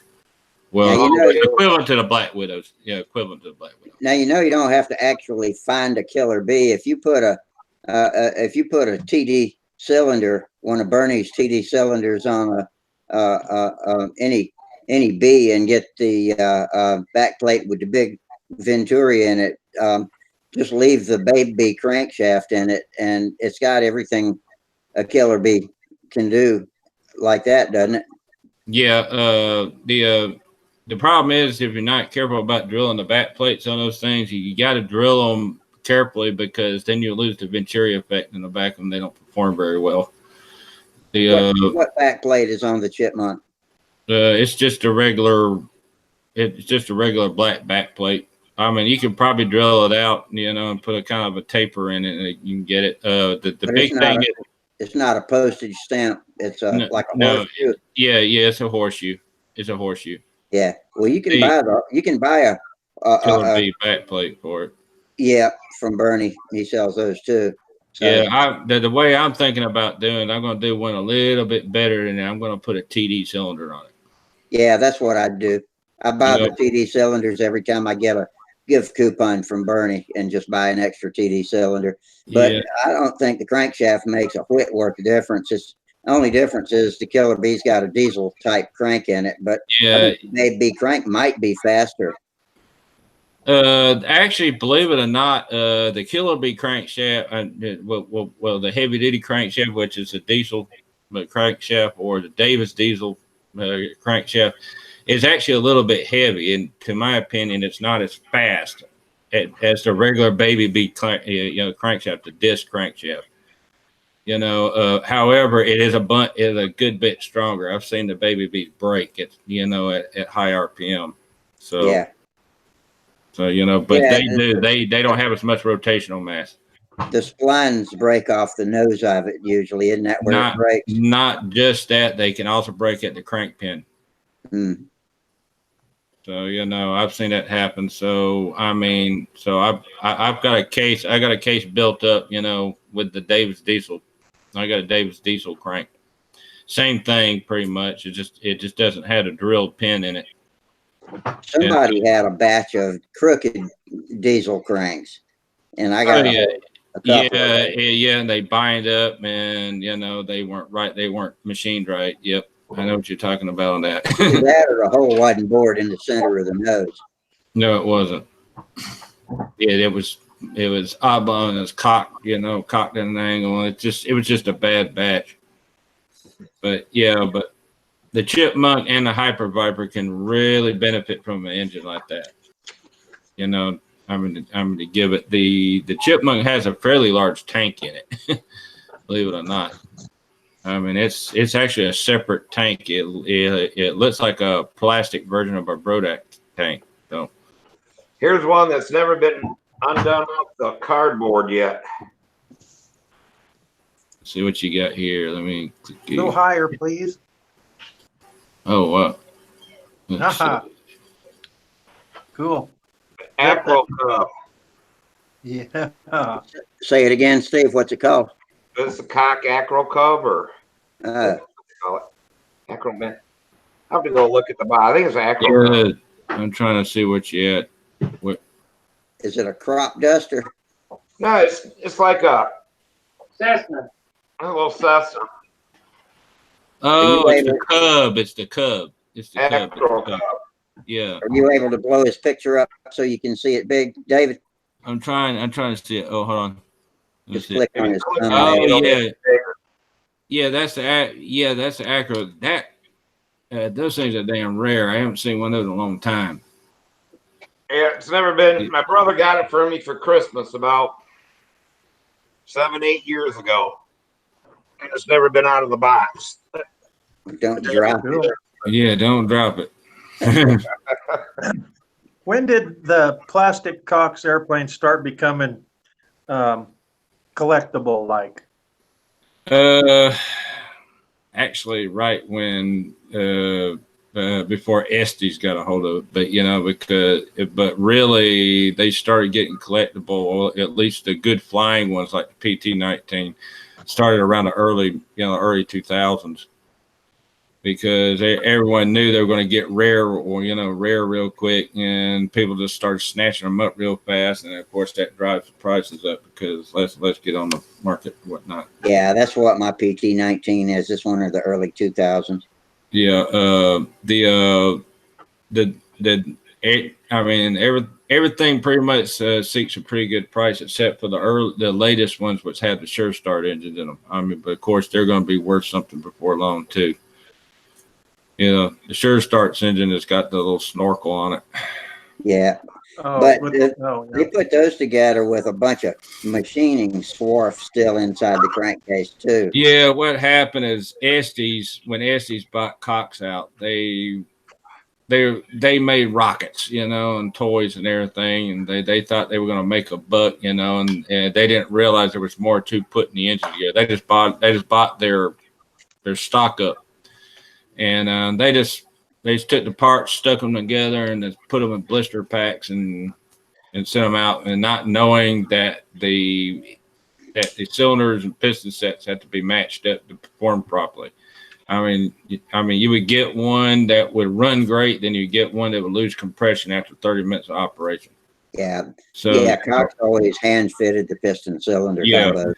Yeah, and the later engines, the machines that these engines were made off of were wearing out, and that's how long did it take them to match a piston to a cylinder? That sounds like a tedious little. It is, because those things were manufactured down to the millionths of an inch. Yeah, 100,000 millionths. I think it was just by feel. They had I imagined a person sitting next to a barrel of each, picking one up and fitting it. Well, the easy way to tell if you got a good fit, especially with a new set, is to take the piston in the cylinder and put piston in it, and try to lightly push it past the glow plug gland, where the glow plug seats the cylinder. If it easily protrudes past that, that's not a good fit. It should get kind of sticky right when it gets around. And then a bare touch will make it fall out. Yeah. And that's not a taper grind either. That's how it is. That was my next, whether they were tapered or not. Yeah, the high performance Cox engines had a taper grind, like the TDs. And the TDs, the Kilbree was a taper grind. The rare RR1 was a taper grind. I don't know. Have y'all heard of the RR1? Yeah, a buddy of mine had like 5 of them, and we don't know when he died.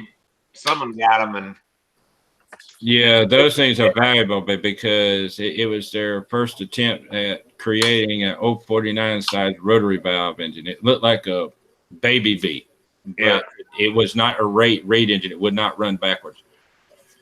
So, it had a little rotor valve in the back, so which was pretty cool. I would love to have one of those things, but they had a taper grind. The TDs had a taper grind. The Killer Bee taper grind. The real Killer Bee now, not the Estes one. And the Estes one that they was not even a Killer Bee. It might have got the power of a Black Widow out of it. That's it. Yeah, Essie's dual slit cylinders had a wider and a narrower slit. Yeah, So the real got the same size slits. You got a Estes bootleg. Yeah, bootleg. Yeah, Rusty brought up a real good point. On the true Killer Bees, if you want to know if you got a real Killer Bee, is to look at the cylinder and the lower slit. You know how the latest Coxswains, they had the dual slit cylinders.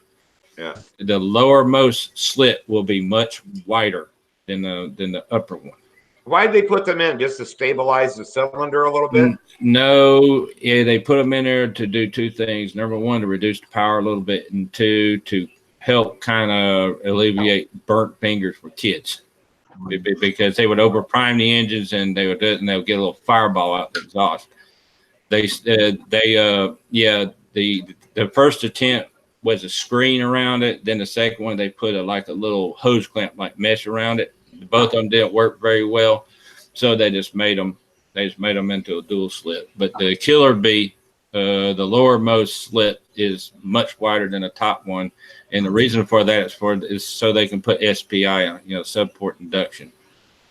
So that's the easiest way to tell if you got a true Killer Bee. So Also, they never made a Killer Bee with just the open ports. no, they never made a Killer Bee with an open port, because the Killer Bee came out in the mid-90s. Oh, okay. Yeah, so the Killer Bee came out in the mid-90s, and along with the Venom. Now, the Venom is also very rare. And the main reason why they're so rare is because it was a bullet. That thing was a serious bullet. But there was one problem. They tried to make it as light as possible, so they machined a little too much material out of the crown of the piston. So if you weren't very careful at breaking them in, they would blow the crown out of the piston and burn them up. Oh, okay. Yeah, so if you ever get one and you're not familiar with breaking one in, be very careful, because they don't tolerate a bad break-in. Did the Venom have a short piston? Yeah, it's a short skirt piston, Yeah. it was a short skirt and a very light piston. Yeah, that was a new way of creating SPI. Yeah, and not having to make a separate type of cylinder. Yeah. Yeah, so you get the short skirt, and it was also very light. They machined the inside of the skirt out to lighten the piston up, and that's the reason why they weren't very tolerant to a break-in.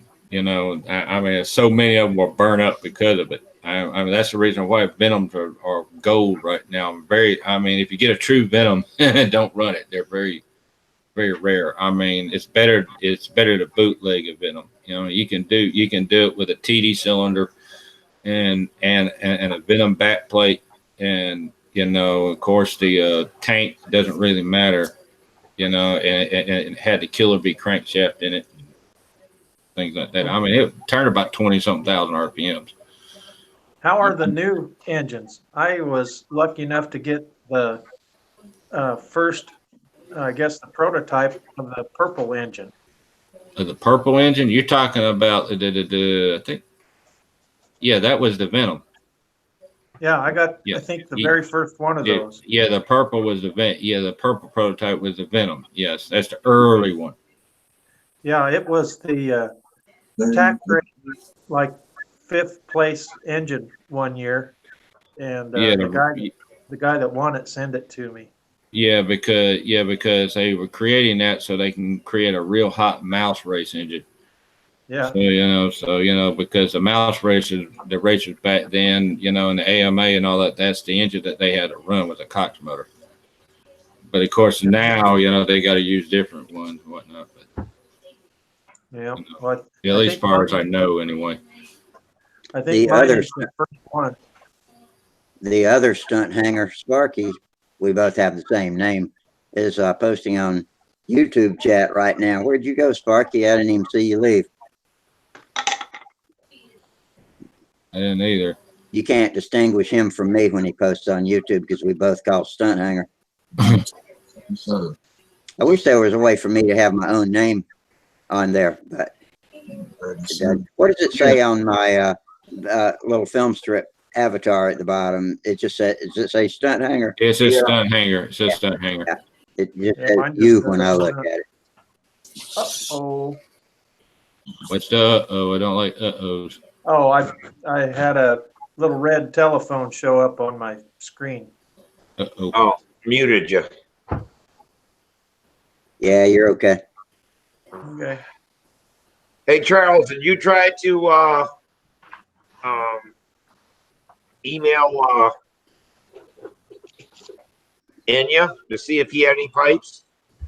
Let me see here. No, I haven't done that yet. I've actually been in communication with Oleg in Ukraine. Yeah. I showed you the engine last week, right? You saw it, right? So he wanted me to send the engine to him for him to repair it, and so that's what I'm going to do. So Yes, well, that going back and forth with him. Can he make a header pipe for you? He said that they are working on manufacturing it. So not as yet. He said it's like in the future, but yeah, I'll probably just do what you say and just email Dubjet and get a header that way. Yeah. See how long he takes before he'll come up with one. They're working on something, so. Yeah, Kaz Manano said the same thing. They're working on a header for the K77, but a header wouldn't mean good right now. So I have a feeling Dub is making them for Kaz also. Oh, that'd be cool. But no, I think that's where they came from. He made the parts, and then Mac did all the brazing and stuff on them, and then they went to Kaz. But I have a feeling that Dub made all the parts. Yeah, Steve, I don't know if you know this, Steve McBride, but my K77 is damaged. What happened to it? The bottom end of the conrod, it just mushroomed around the crank. Uh-oh. Ooh, how'd you do that? I don't know. It's a mystery to me. You said it did what? You said it mushroomed? Yeah, I can show it to you. Yeah, put it on the screen. Yeah, Put let me look at it. Screen. Let's see that. Oh, I thought you already sent it off to him. No, I'm going to do it this weekend probably. Let's see what you got. What are you talking about? Just a second. Let me find the motor here. Where did I put it? That was the garage cleanup going, Charles. It's progressing. It's in progress. In other words. It's progressing. I rearranged it. Let me change cameras here so you can see me. Let's see here. Okay. Yes, I got the box here. I'm ready to send this motor, so I have to. It's going to the Ukraine, so I gotta go out customs and all kinds of stuff. I gotta take off the back plate. Just a second. All right.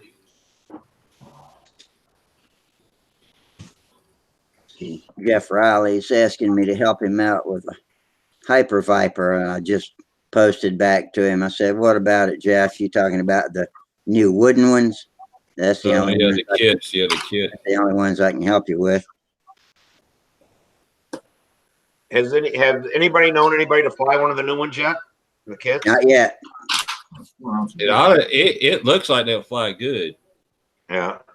I wonder if Greg Rodney, the builder, the laser cut, the CNC guy, has flown it yet. Okay, Jeff, hang on, and let's ask Doug. He can probably remember the name of the company, the South Southridge CNC. Is that it, Doug? Are you there? Where'd Doug go? Let me see. There's Doug. Okay. His picture's empty. When Doug comes back, he'll give us more information because I know it's around here somewhere, but I lost my little sheet with the name and everything. Wait, nah, shoot. My box is out in the back in the shop now. We'll find out, Jeff. Yeah, anyone find out what happened to Sparky? I'll put my little tips into it. I watch Sparky's videos and they're really informative and telling you how to work with building, and the tips that he gives are great with that. He made a comment though that told me, and I agree with him if you want a light airplane, but I disagree with him as far as the length and the time span of the airplane. He builds 3 airplanes a year, 4 airplanes a year, which I build 1. He says you build them to last 1 season. I like mine to last, so I take it if I'm an ounce or 2 heavier, or 2 or 3 ounces heavier than most are. That's only because I made it so it'll last.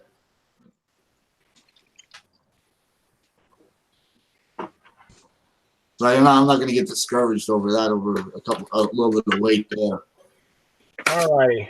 Let me see if I can get that. I'm searching for Southridge CNC on Stunthangar. And it's kind of blurry.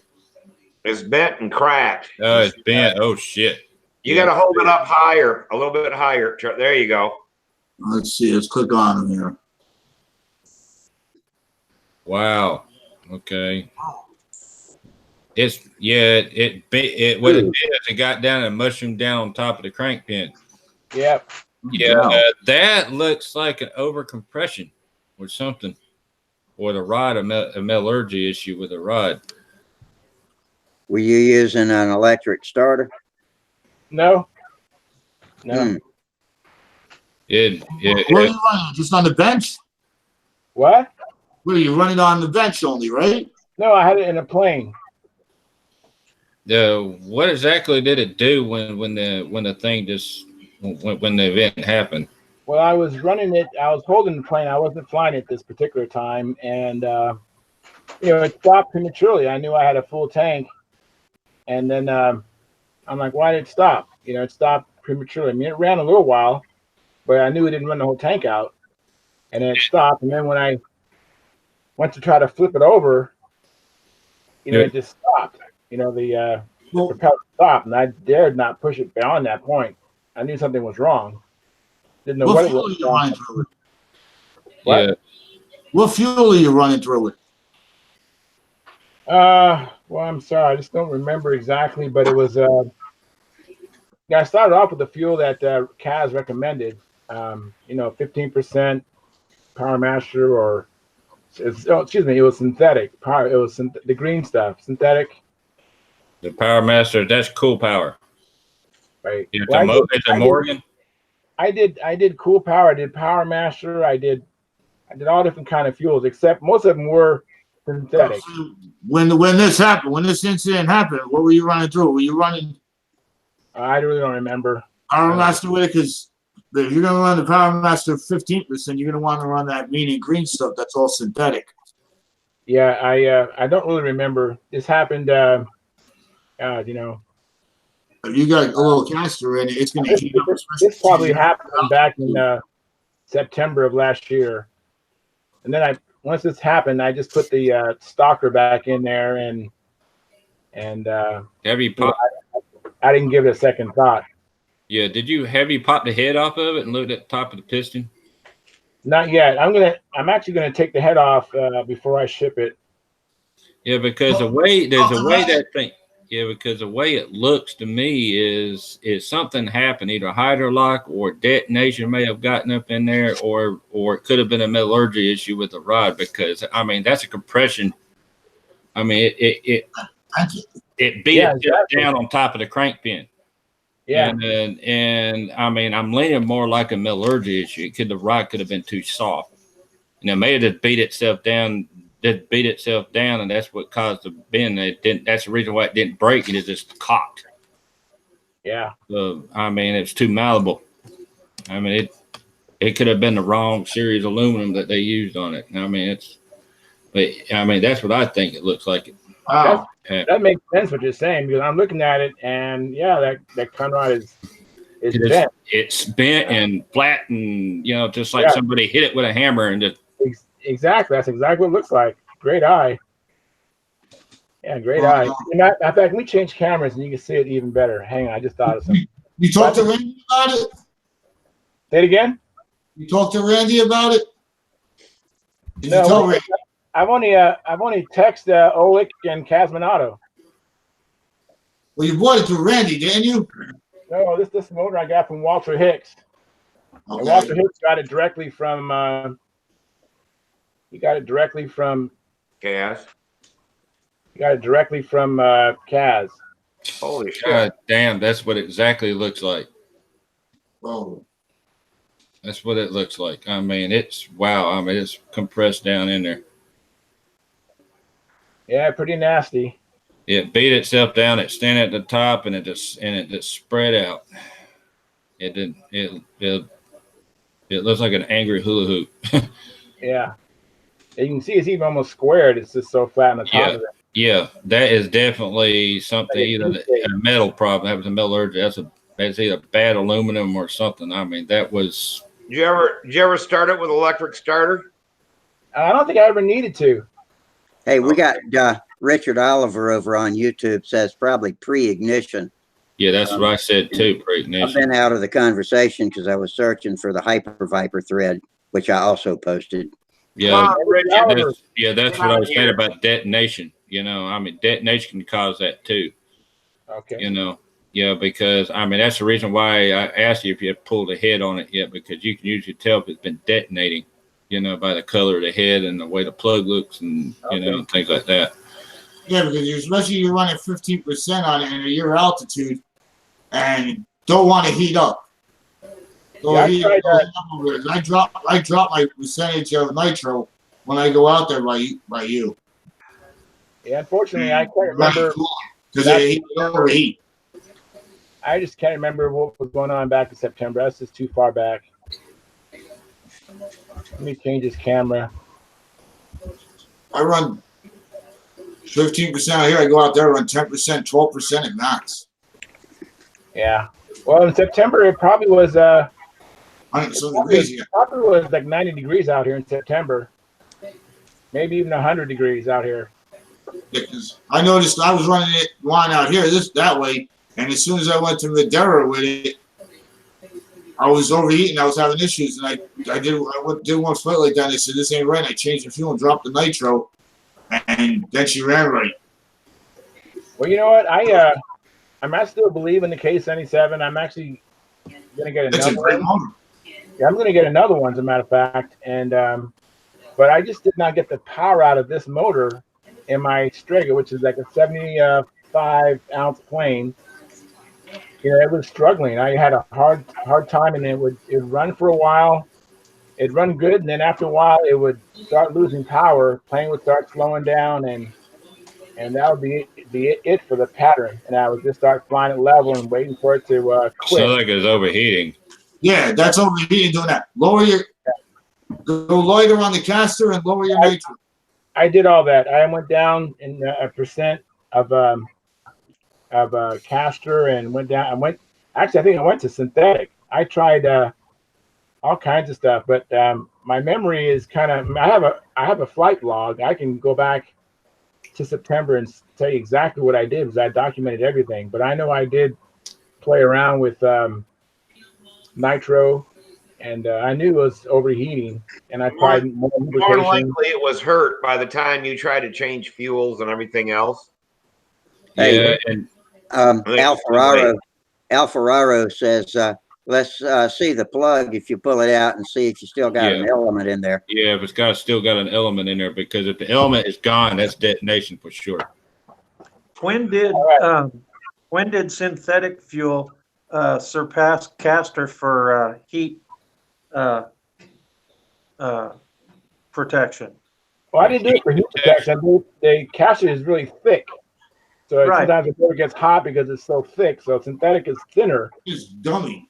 Right, but allow the motor to not get so hot from the friction. But in the heat, synthetic doesn't maintain its lubricity, and caster will. Yeah, that's the big advantage of caster.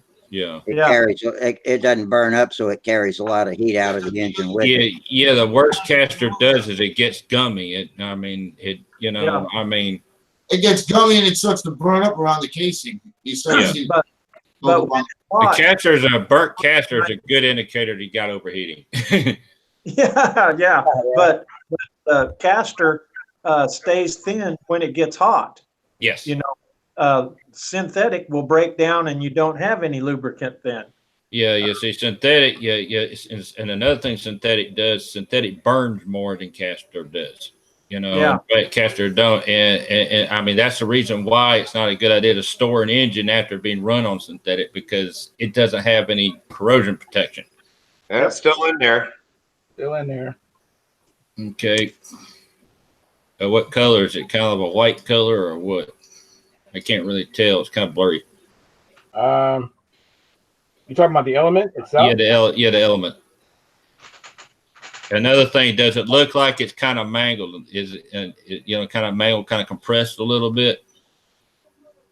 I'm looking at it. It possibly is kind of white, maybe. It didn't look real white. Yeah, it doesn't look. Yeah, it's not real white. When they're white, you can tell they're white.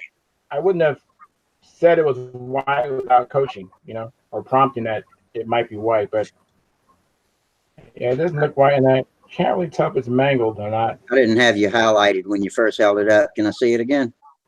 Sure, let me so I can find my bearing. Everything's reversed. Okay, right there, and then farther away a little bit so it focuses.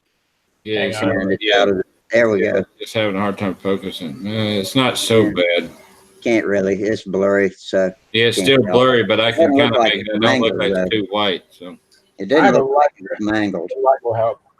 Yeah. But caster will actually raise the heat in the motor yeah, it will.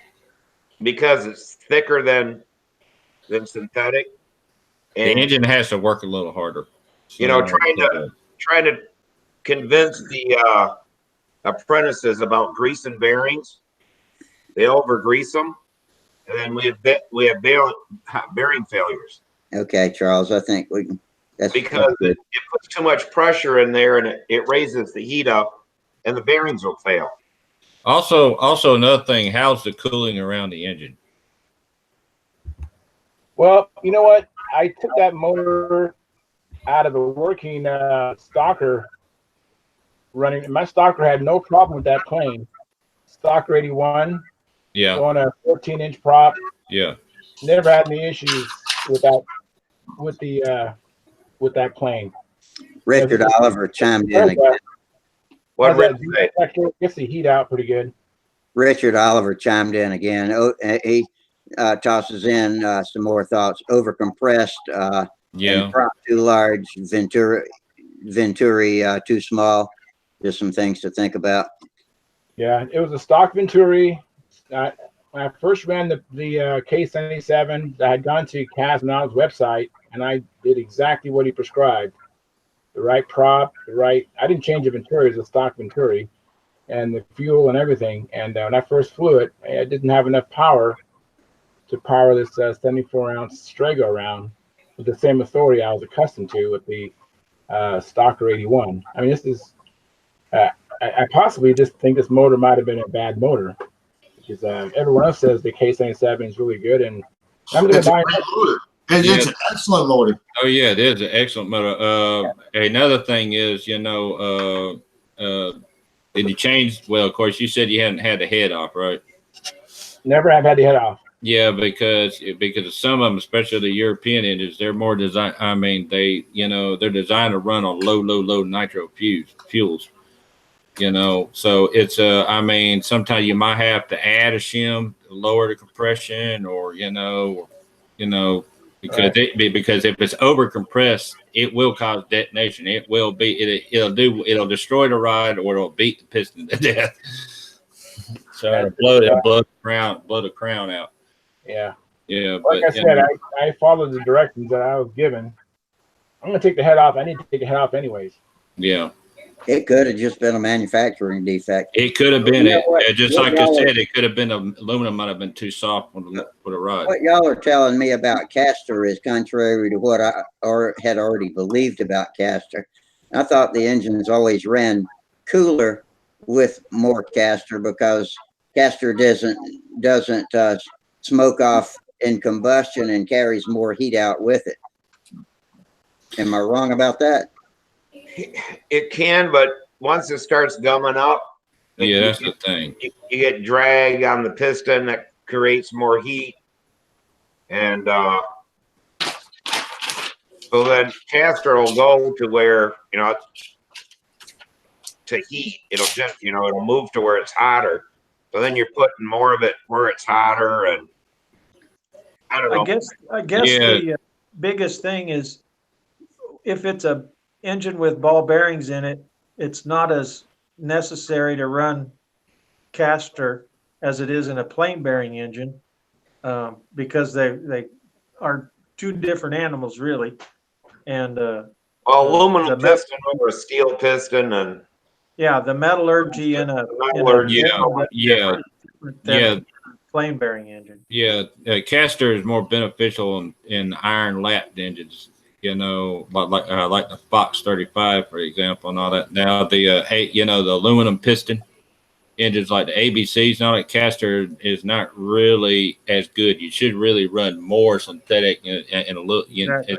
It's good to have a little Castor in there, because one thing that Castor does do over anything is its ability to protect the engine, especially in storage, and it does protect the bearings, and everything. I mean, flat synthetic fuels, its lubrication is very good. It's designed to boil or burn off, so it doesn't make as much of a mess. But when it gets really stupid hot, it breaks down and it causes more damage than good. So, I mean, that's another good thing. I mean, Castor is a protector, even if it causes the engine to slow down a little bit. But it's not good to have too much. Yeah, here's a funny thing. We fly I will agree. here, and we run 28% Castor in it, and at the in between flights, almost we have to take a squeegee And squeegee everything off, the kind of like my old ringmaster with my Fox 35. Yes. Yeah. Yeah, But Yeah. I don't know if might do Rick it. will comment, but I don't know how many thousands of flights he has on that engine that he brought to World Championships, and I think it's like 10 years old. Mm-hmm. He's never had Castor run through the motor, and he has like 6,000 flights, or that's what he put on. It's just unbelievable the amount of flights and everything he's got on that engine. There's never been a drop of Castor. We got a couple more suggestions from YouTube. Al Ferraro wants to see if the plug still lights, and Rich Oliver says varnish buildup causing tighter fits. Yeah. is a Yeah. disadvantage. Yeah, there's the head. Yep.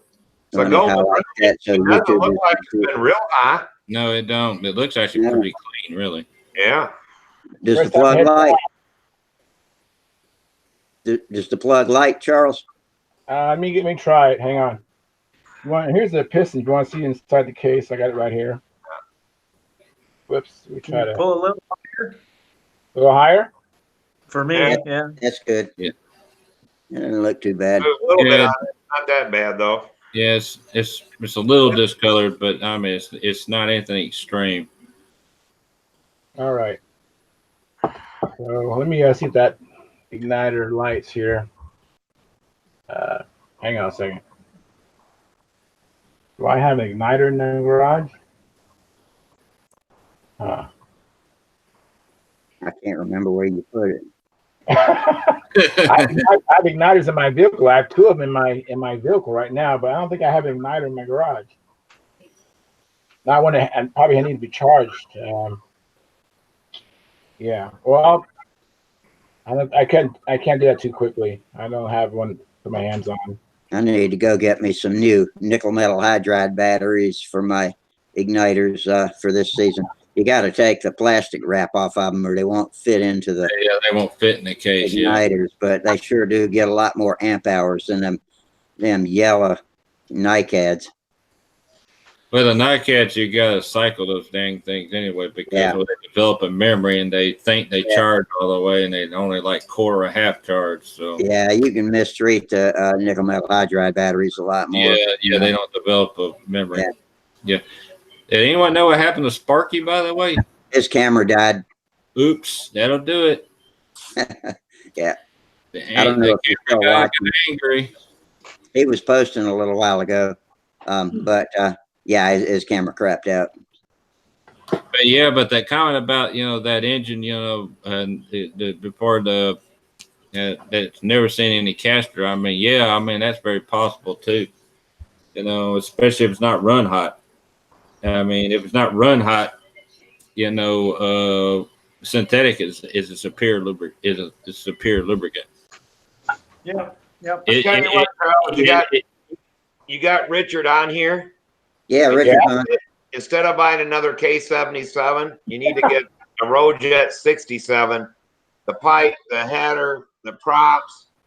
He'll let you know what fuel to use, and you won't have any more of these problems. You getting kickback from Richard, Steve? That's broken. Like no, I'm not. But I know I ran the Rojet 76 and stuff like that, and if you talk to him, he'll tell you what fuel to run in it, and it'll run so much better. You get rid of the damn caster and stuff like this, and the Venturi and sizes, all that kind of stuff. It's so much easier. You can spend years trying to figure it all out, but it's like I was talking to him today about the Nunez who got the Brett Buck set up. Brett Buck's through it all. You buy exactly what Brett Buck uses, you'll get Brett Buck's run. The 76 67, you want a bigger motor. Richard can set you up and you got no problems. And it's so much easier than spending, 4 or 5 years trying to figure out how to get this thing to run. At least you can start with what they do and you can try to change little things and you'll go back, But Richard knows his motors, what works. He warranties them. He takes care of them. It's his name. He ain't going to lead you astray. And if you had to send it back, you're only sending it to Texas. Yeah, as opposed to the Ukraine. That's true. Instead of going to Ukraine, yeah. Right. Rich says the check's in the mail for the plug. Yeah, I hope it's a big one because I'm still working off trying to save up money from that damn World Championship trip.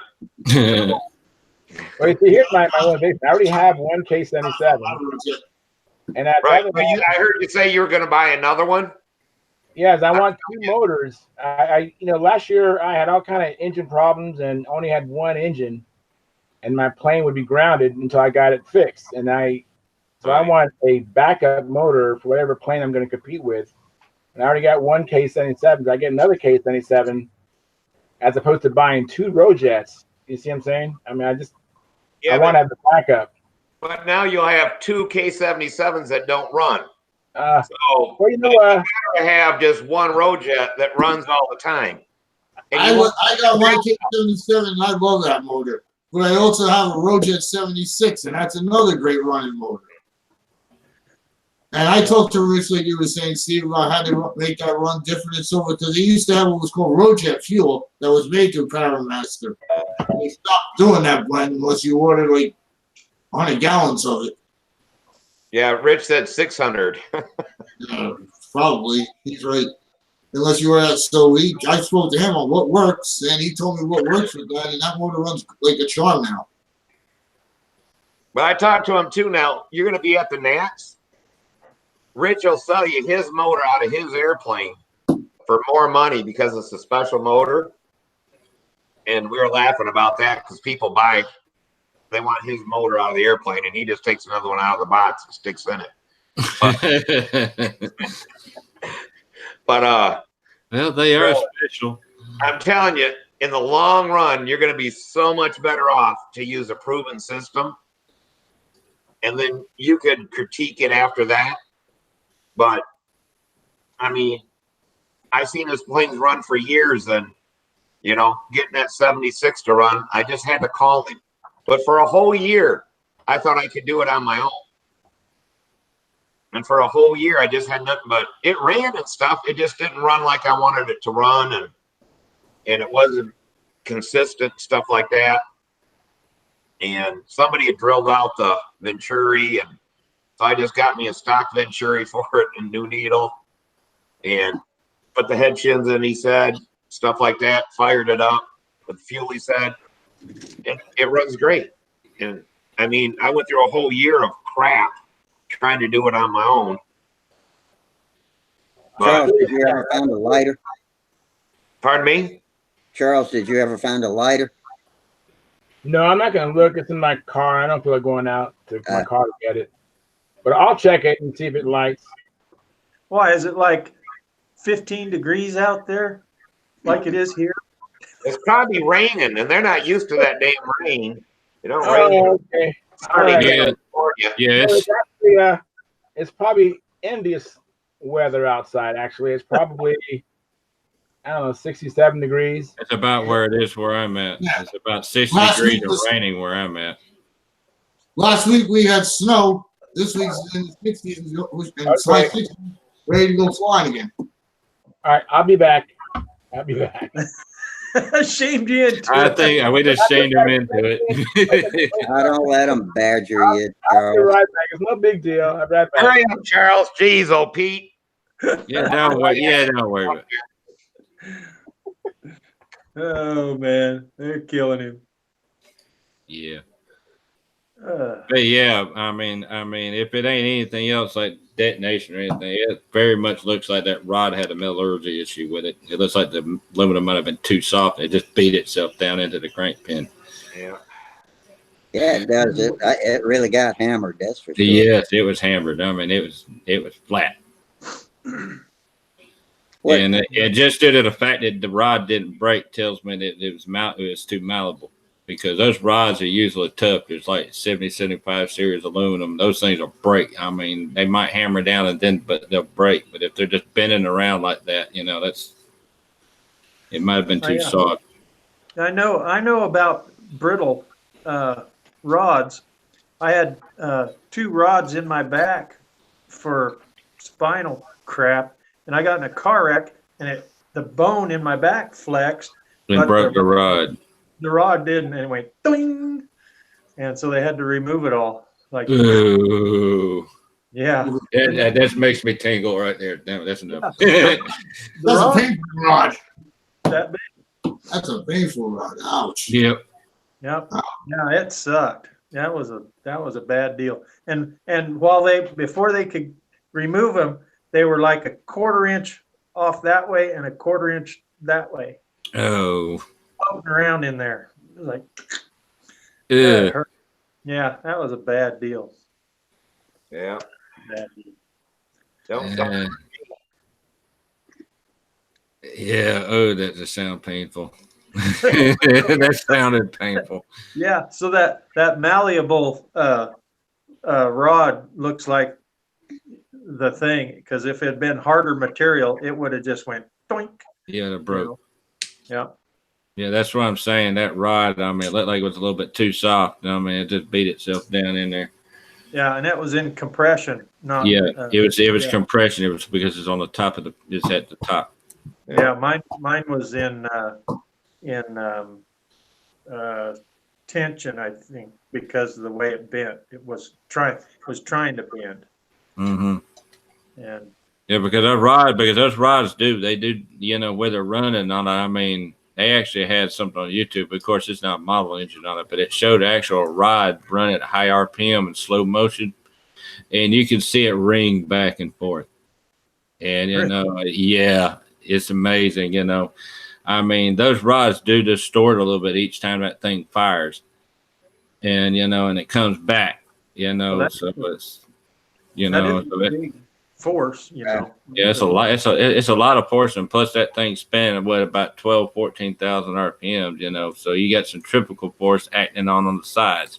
Yeah. You know, and because the size of the rod looked like it was kind of spread out Yeah, it was as well. mashed. Yeah, it's mashed at the top, spread out in the bottom. Yeah, spread out the sides, and it was cocked over at the same time. So, oh, There he was is. a guy here in Wichita that worked for Cessna, and he was helping them develop some engines, or Textron or somebody, a long time ago. Yeah, lights up, you guys. It Nice lights and up, bright. nice and bright. Good. And this guy developed a camera system that could look into the combustion chamber of a aircraft. Yeah, bore scope. Okay, so Charles just reported the consensus is the plug is lighting up. Yeah. You guys want to see it? We Might believe as you. well Go through all the trouble, get that sure. Yeah, Mhm. we don't want you to do any more work, Charles. We just sit there and relax now. And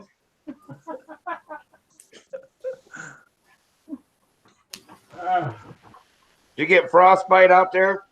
no, it's nice. You guys should come out here. It's nice. The only thing that's not nice is the standard of living. Standard of living will kill you out here. Yeah, I know everything's really expensive. Yeah, you ain't kidding. Yeah, I was talking to somebody. I don't know if it's true or not, but they're going to start charging you a service fee when you use a credit card in a restaurant out here. Yeah, Zooks. Damn. That's his hearsay. I don't know if it's true or not. Let me show you guys this glow plug. You know, our audience. Have you ever heard of liquor by the drink? Liquor by It the was- drink. Liquor liquor by by the the drink. As opposed to, Liquor by oh the yeah, shot. well, you're Yeah. not in the camera. Let me see. Okay. You're Go off to the side. left. Not too far. Go to the Go right. up. And up. There it you is. go. There it is. Oh, Yeah, it's burning good. yeah. You could It's burning sneak good. around in the dark with that. There was a time back here in Wichita when you couldn't buy alcohol in a restaurant, and liquor by the drink. You had Brown bagging. They would only sell it at liquor stores, and I guess some places call them package stores. I don't know. Depends But, on the state. Pennsylvania. It's package stores here in Georgia. So Yeah, and so anyway, we had liquor stores, and that was the only way you could get booze. And then they had bars. Well, I guess they had bars, and you had to have a membership to the club. A club. It was a club. You had to have a membership, and then you had to have membership to every club you wanted to go to drink.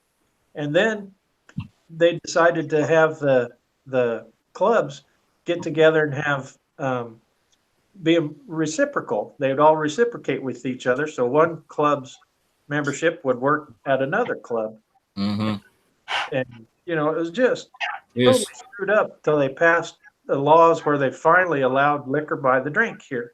And so you could go into a bar or restaurant and get a drink. And When I was a kid, my dad used to carry his bourbon, and they called it brown bagging. You brought your own bag with the bottle in it to the restaurant and mixed your own drinks. They'd bring you the setup, and you'd mix it. And later, when they stopped doing that, they went to the mini bottles, the little airplane. Yeah, bottles. the For little shot ages, bottles. They did that, which was actually a pretty good deal because you got a hell of a lot more than one jigger, and it didn't depend on whether the bartender liked you or didn't. It always got the same amount, and then now they pour your drinks out of their big bottles. So yeah, and then you could get liquor by the drink. So they finally got all that squared away, and Kansas is almost all right. Oh yeah, and there was a time you couldn't fly over Kansas and serve alcohol in the airplane. oh, for Pete's sake. Yeah, it was that screwed up.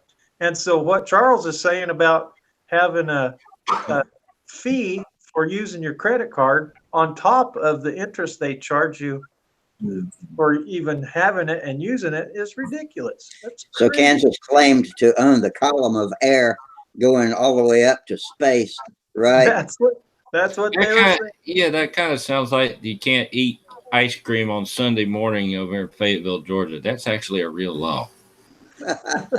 No joke. Wow. They Yeah, want you in church instead of the soda fountain. I Damn, guess. you just flung a craving on me. Now I want some ice cream. Mm-hmm. Speaking of that, I'm gonna step away from the camera a minute. If anybody tries to come in, tell them I'll be back in just a minute. Gotta All get right. me a snack. He's got to go get his ice cream. Yeah, In I in don't the have. 80s there, I went to Tennessee and it was the same thing. We stayed at a motel, parked the truck because we had like a 2-day layover, and there was a bar right across the street, and you had to be a member to go in there to eat or drink. And I was like, what the hell? You got to be a member. But they Yeah. where once you bought a membership, they gave you damn drink discounts and food discounts to kind of make up for All the hell they put you through to get the membership. you know. It was like $20 or something like that, and if you bought food and stuff, you got I don't know $15 off or whatever it was. So it was like $5, but and they had to charge you a certain amount. They couldn't just say you can become a member for $1. Yeah. The state even said how much you had to pay for a membership. You know, Kansas is coming into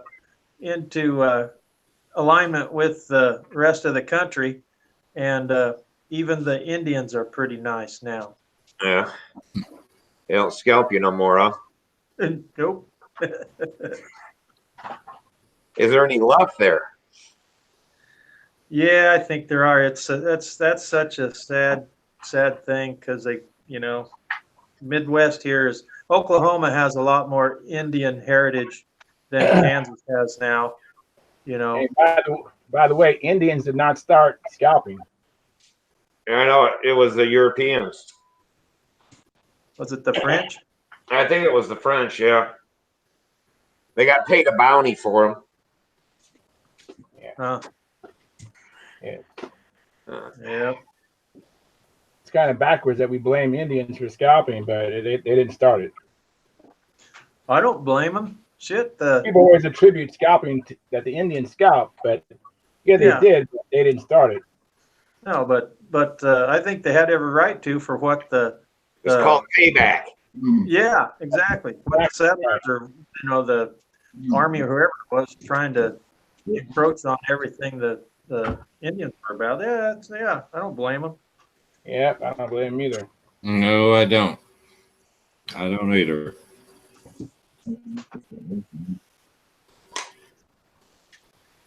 Yeah. Now it makes me want to work on that engine a little bit more. Damn.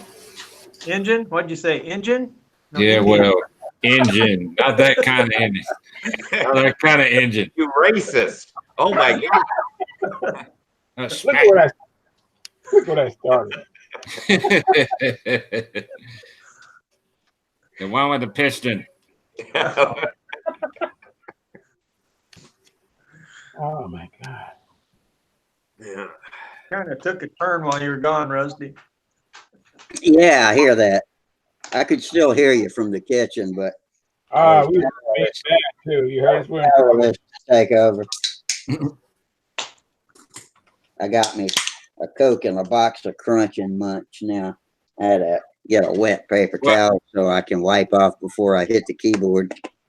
Yeah, I haven't figured out which one I'm going to get though. I'm going to get one of them DNA tests and see. So the government can track you for the rest of your life? Come on. It don't matter to me. It won't be hard to track me anyway. I'm old and slow. Hell, they could use snail mail. Follow my ass. Well, they already know about me, but I'm already an AP mechanic, so it don't matter with me. They know about me. So, well, it's like I got my, my federal licenses for HVAC and stuff like that. So it's a deal to where hell they know where I work and. Oh yeah. Yeah, well, they don't have your DNA yet, though, do they? They probably do. They probably do. I wouldn't doubt it. I tell you this, but they got my DNA without my consent. But the police department just takes it here now. Huh. So, yeah, they already got my DNA. Wow. Plus, I had to do it when for a paternity test with Samantha and stuff like that, because I wouldn't, I wasn't going to pay child support and stuff unless I knew for sure. But so yeah, I had my DNA test taken about 3 times. I don't know why they can't use the other one. How much was it? The first DNA test cost me, I don't know, like $400 because I had to pay for mine, her mom's, hers, and her boyfriend's at the time. Wow. So I had to pay for 4 of them at one time because none of them had any money. And all of the tests were only $100 together, or $400. Yeah, they're $100 a piece. Okay. Back then. But that was back in 2000. So they've come down in price a lot now. Huh. But Is yeah, Is the guy with the Patriot still with us? I'm still here. Yeah, Okay. Well, don't see your he's just an observer now. Yeah, more or less.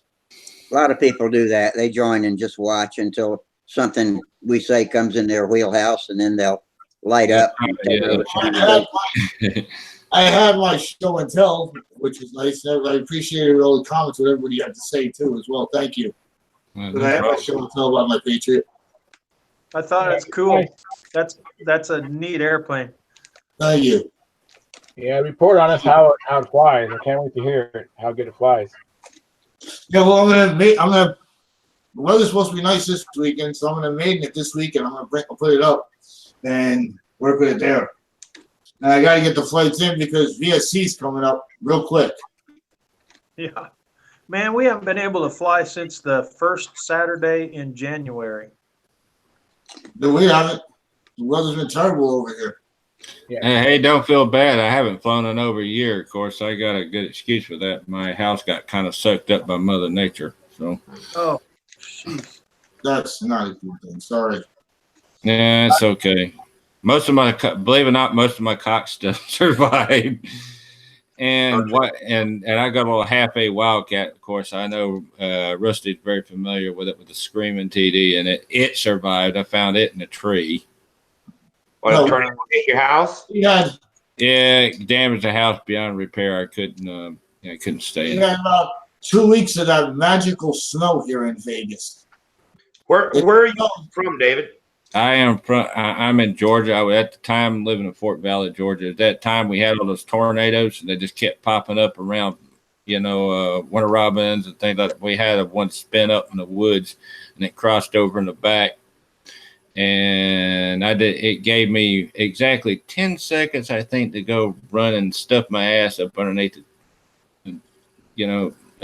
bed. And then that thing hit, blew the windows out, blew a tree down on top of the roof. Of course, this is a manufactured home to begin with. And it crushed in the roof and everything. The insurance wouldn't do anything with it. And it wiped out my building shed. My in progress product, Mr. Smith, was destroyed. And several other projects, and my primary force survived. Of course, my old Ringmaster with a Fox survived, minus the needle valve again. I swear it loves to spit the needle valves out. It even throws its needle valves at tornadoes. Speaking of that, where can I get a needle valve again for that thing? But For what brand? A Fox or it's a Fox 35. It's just a Fox 35. I've been running Super Tiger needles is what I've been running. Oh, you need a Super Tiger needle? Yeah, spray bar's okay. What happened was when the storm hit, it blew another tree and it knocked my building off the foundation, my building room off the foundation, and all the stuff fell down, and it just a sheer miracle. Everything missed the airframe but hit the engine, and on top of that damn spray bar, and it broke the needle valve. And it didn't even break the stupid prop. That ain't Wow. funny, but it's funny. And Wiley, my old Wildcat, ended up, that thing's immortal. It's even got a little tornado cartoon on it now. I found it in a tree hanging from its tail feathers, yelling help. Yeah. I was watching on TV tonight. They talk about Tornado Alley. Yeah. And they said now that they call it Dixie Alley is actually worse. Yeah, we are called. Yeah, go on. And that one part of Georgia really, it showed how many tornadoes they get in that. Yeah, we do. Yeah, we're called. Actually, we got another name now. We're called Deadly Dixie. Deadly Dixie. Yeah, because we have the highest amount of big tornadoes at F3 and above. Also, the track of the tornado. See, in normal tornado, like in Oklahoma and Texas and everything, the ground track of the tornadoes are about 30 miles per hour, 30 to 40 miles per hour. Here, they can track as high as 70. Yeah, that's what I was saying on TV, that it was more deadly. More of them, actually. More of them, and they happen at night. Yep, and they're actually a higher EF or whatever. A higher EF scale, like a EF4. We have a real high percentage of EF4s and 5s. Yeah, that's what I was just saying on TV tonight, and I didn't realize that. Did they say anything about the Greensburg tornado, Steve? When you're watching that? They were naming off different tornadoes and how big they were and showing some stuff, but it showed so much stuff that it was going really fast and didn't stay long on each tornado, but they were showing some that like some pavement up off the ground. Yeah, that's a big one because I tell you, it scoured the pavement because back in 2011, I ride motorcycles, actually it's CBR, I got CBR 600 RR. And I was in 2011, I was on my way back home and there's a little town called Barnesville here. A EF4 touchdown, about 4 miles, I think it was 4 miles east of the interstate, and I didn't know it. And there's an overpass, and I was on the interstate, and that sucker was moving 70, no joke, 75 miles per hour. Holy cow! It crossed the interstate in front of me, and it was at night, and I almost rode my bike into it. Holy cow! It was weird. Yeah, and it was real calm at first. I was trying to get home, and I thought I was going to be lucky, but that sucker crossed in, scoured it, pulled up the concrete. It destroyed it. It picked up a few rigs, tractor trailers, it killed like 3 people on the interstate. And the only thing that saved my grace is because it started to hail, and I took cover underneath the overpass. I didn't know what was going on at the time. But then when it was all over, all the police and all the fire truck, EMS and everything came out, and everything, they checked me over, and I'm sitting over there with my bike still sitting on my bike. They asked me if I was all right, and I asked, what the hell happened? I said, there's a big tornado that crossed right in front, and it did a lot of damage. I said, I thought so. And this female nurse and this female paramedic came up and they had the nads to ask me, what was it like? And I said, I looked at her, I said, it was windy. When I was probably about 20 years old, 19, 20 years old, me and my girlfriend at the time, we got invited to some bowling thing. So we're going to go bowling. And I go to get on the highway, and I'm looking, and I'm like, if I didn't know any better, I'd say, that's a damn tornado. And she's like, nah, we don't have no warnings or anything. That don't matter. And made a left-hand turn and went to the bowling alley, and we get there, And there is crap all over. People are coming out, they're screaming and crying, and part of the roof fell in at the bowling alley or blew off. And they're like, "Were you out there in that tornado?" And I'm like, "Oh, my girlfriend, see, I told you that." I thought that was a tornado, but never got any wind. I went around the thing and hooked in from the back side. They're very weird. The wind only occurs on one side of the tornado, and you're lucky. Or anything, and it's like, wow, I seen a tornado. Then I see these Twister movies, and I see them, driving alongside of them, and that's what we did. We crossed before it crossed the expressway, and hooked in off the left-hand side of it, and there was no wind or nothing, but 2 miles down the road, everything was just destroyed. Yeah, speaking of bowling, I know it might sound odd and everything and all that, but I would have probably said, my comment would have been, hit the bowling alley, I would start looking for bowling balls. So coming out of the sky. Yeah. Yeah, that would be bad. That would be bad. For the bowling balls. I would have hated the gun and have a bowling ball go through my windshield. That would be bad. Yeah, that'd be a lot worse than hail. Yeah. And the crazy thing is right where I got on the expressway, it came right through there. And they're like that around there. Yeah, I'm in a tornado that hit my house over there. See, our problem, we have storm sirens, okay, but our problem is our weather service is so unpredictable because Georgia's weather is so unpredictable. You can't. Georgia's so bad about unpredictability. Is if it's raining, women, it says, just wait for 30 seconds, it'll be sunny. And it usually is. That's how unpredictable it is, and you can't plan. But anyway, when the tornado hit, the tornado warning was issued, and the tornado hit exactly 10 seconds afterwards. That's when I heard it, and I started heading for it. And I had no time to go hide. And the problem is where we are, there are no storm shelters and everything. But, it came in fast, it came in quick, and it was just lucky it wasn't a big one. It was like an EF0, EF1.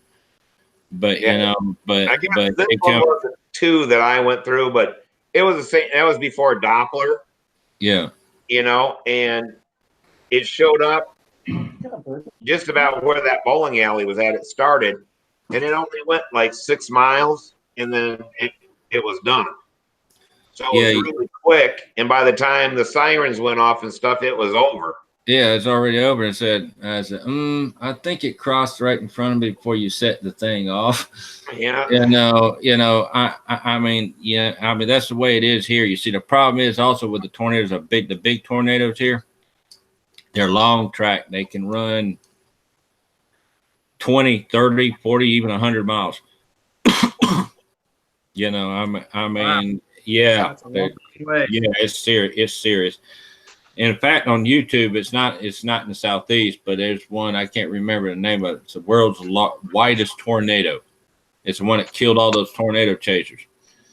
It changed the rules. It was I think it was like 2.5 miles wide.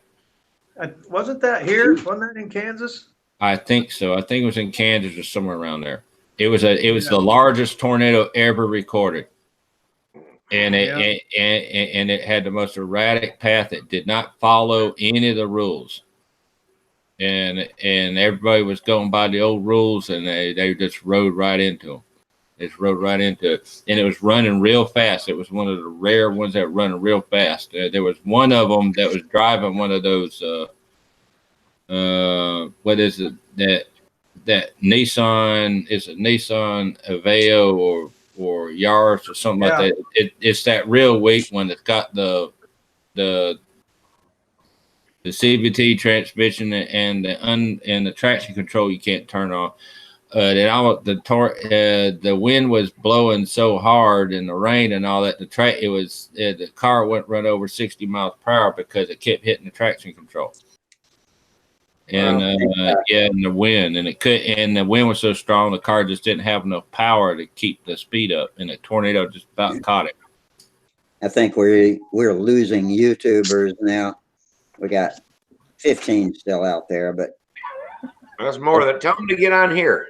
if we've expired our aero modeling, why don't we call it a night? And yeah, and everybody have a good weekend, and we'll come back Monday and do it all over again. All right. Okay? Yeah, what time is it, by the way? It is 12:20. Yeah, well, yeah, it's Coming up about 30 here. yeah. So, No, it's not. 12:20.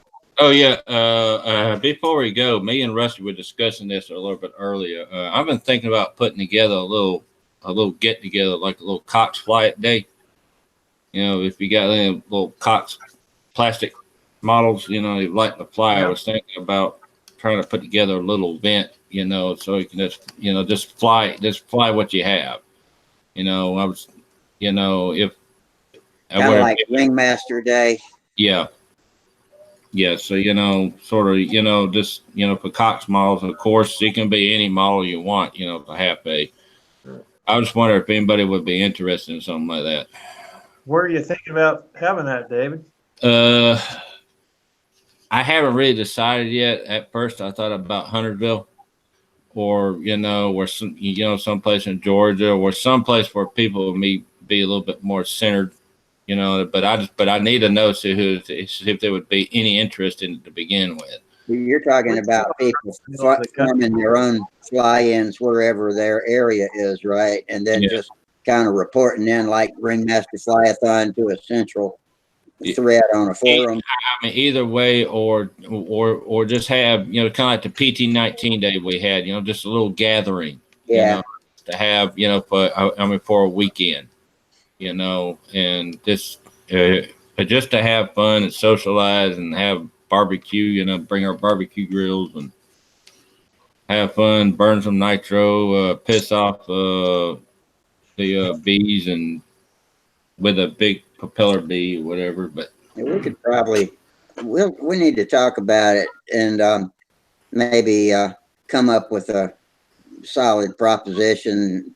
Different people in different areas could get together because we can't ask people to go 400 miles. Yeah. Oh yeah, I know. I mean, it's just a proposal right now. I mean, it's not etched in stone. And so I'm just as I know a lot of flyers with Stunthangar and of course us on the Cox Engine Forum. We have there's Cox. I mean, pretty much have Cox models. So and believe it or not, as much as they say, even the Stuka does fly pretty good if you know how to fly it. So it's. Yep. Well, Wichita's right in the middle of the country. Everybody could come into right here to Wichita. Yeah. We got a great. Yeah, but I want to join a bunch of damn places to drink when I'm there. Yeah. Well, it's not a problem anymore. Okay. Yeah, that was a long time ago now. Yeah, but it's I mean, it's just a proposition right now. We'll see what goes. Yeah, we'll talk about it for a while and come out with a solid idea and put it out there and see who's interested. Sounds good to me. Yeah, because I figure it'd just be something something neat to do, nothing formal. Just a regular fly in and just have fun. Yeah. Sounds good. And bring plenty of band-aids. Yeah. Cox engines like to bite fingers, especially my little crazy ass TD and Wiley. So, hey, it's only have to keep priming them. What you got there, Charles? For their help, I appreciate all the comments. Oh, no problem. Tonight, I didn't know anything about.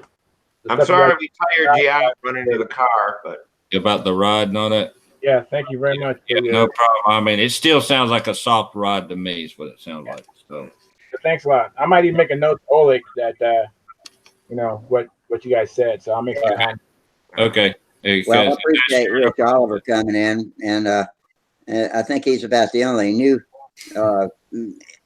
fellow we had on the YouTube side tonight. But I'm gonna send him a PM with some instructions on how to get in.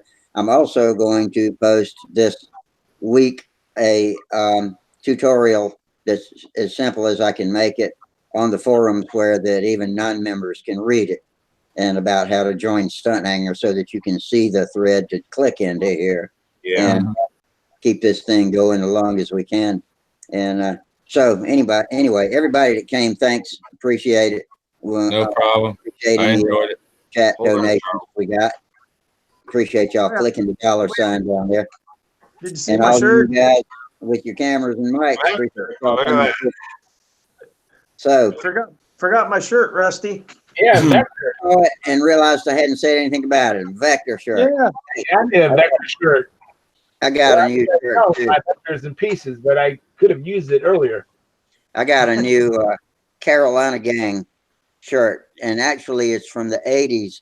But Will Davis had a bunch of them. That's my club, MCLS, Metrolina Control Line Society, the Carolina Gang.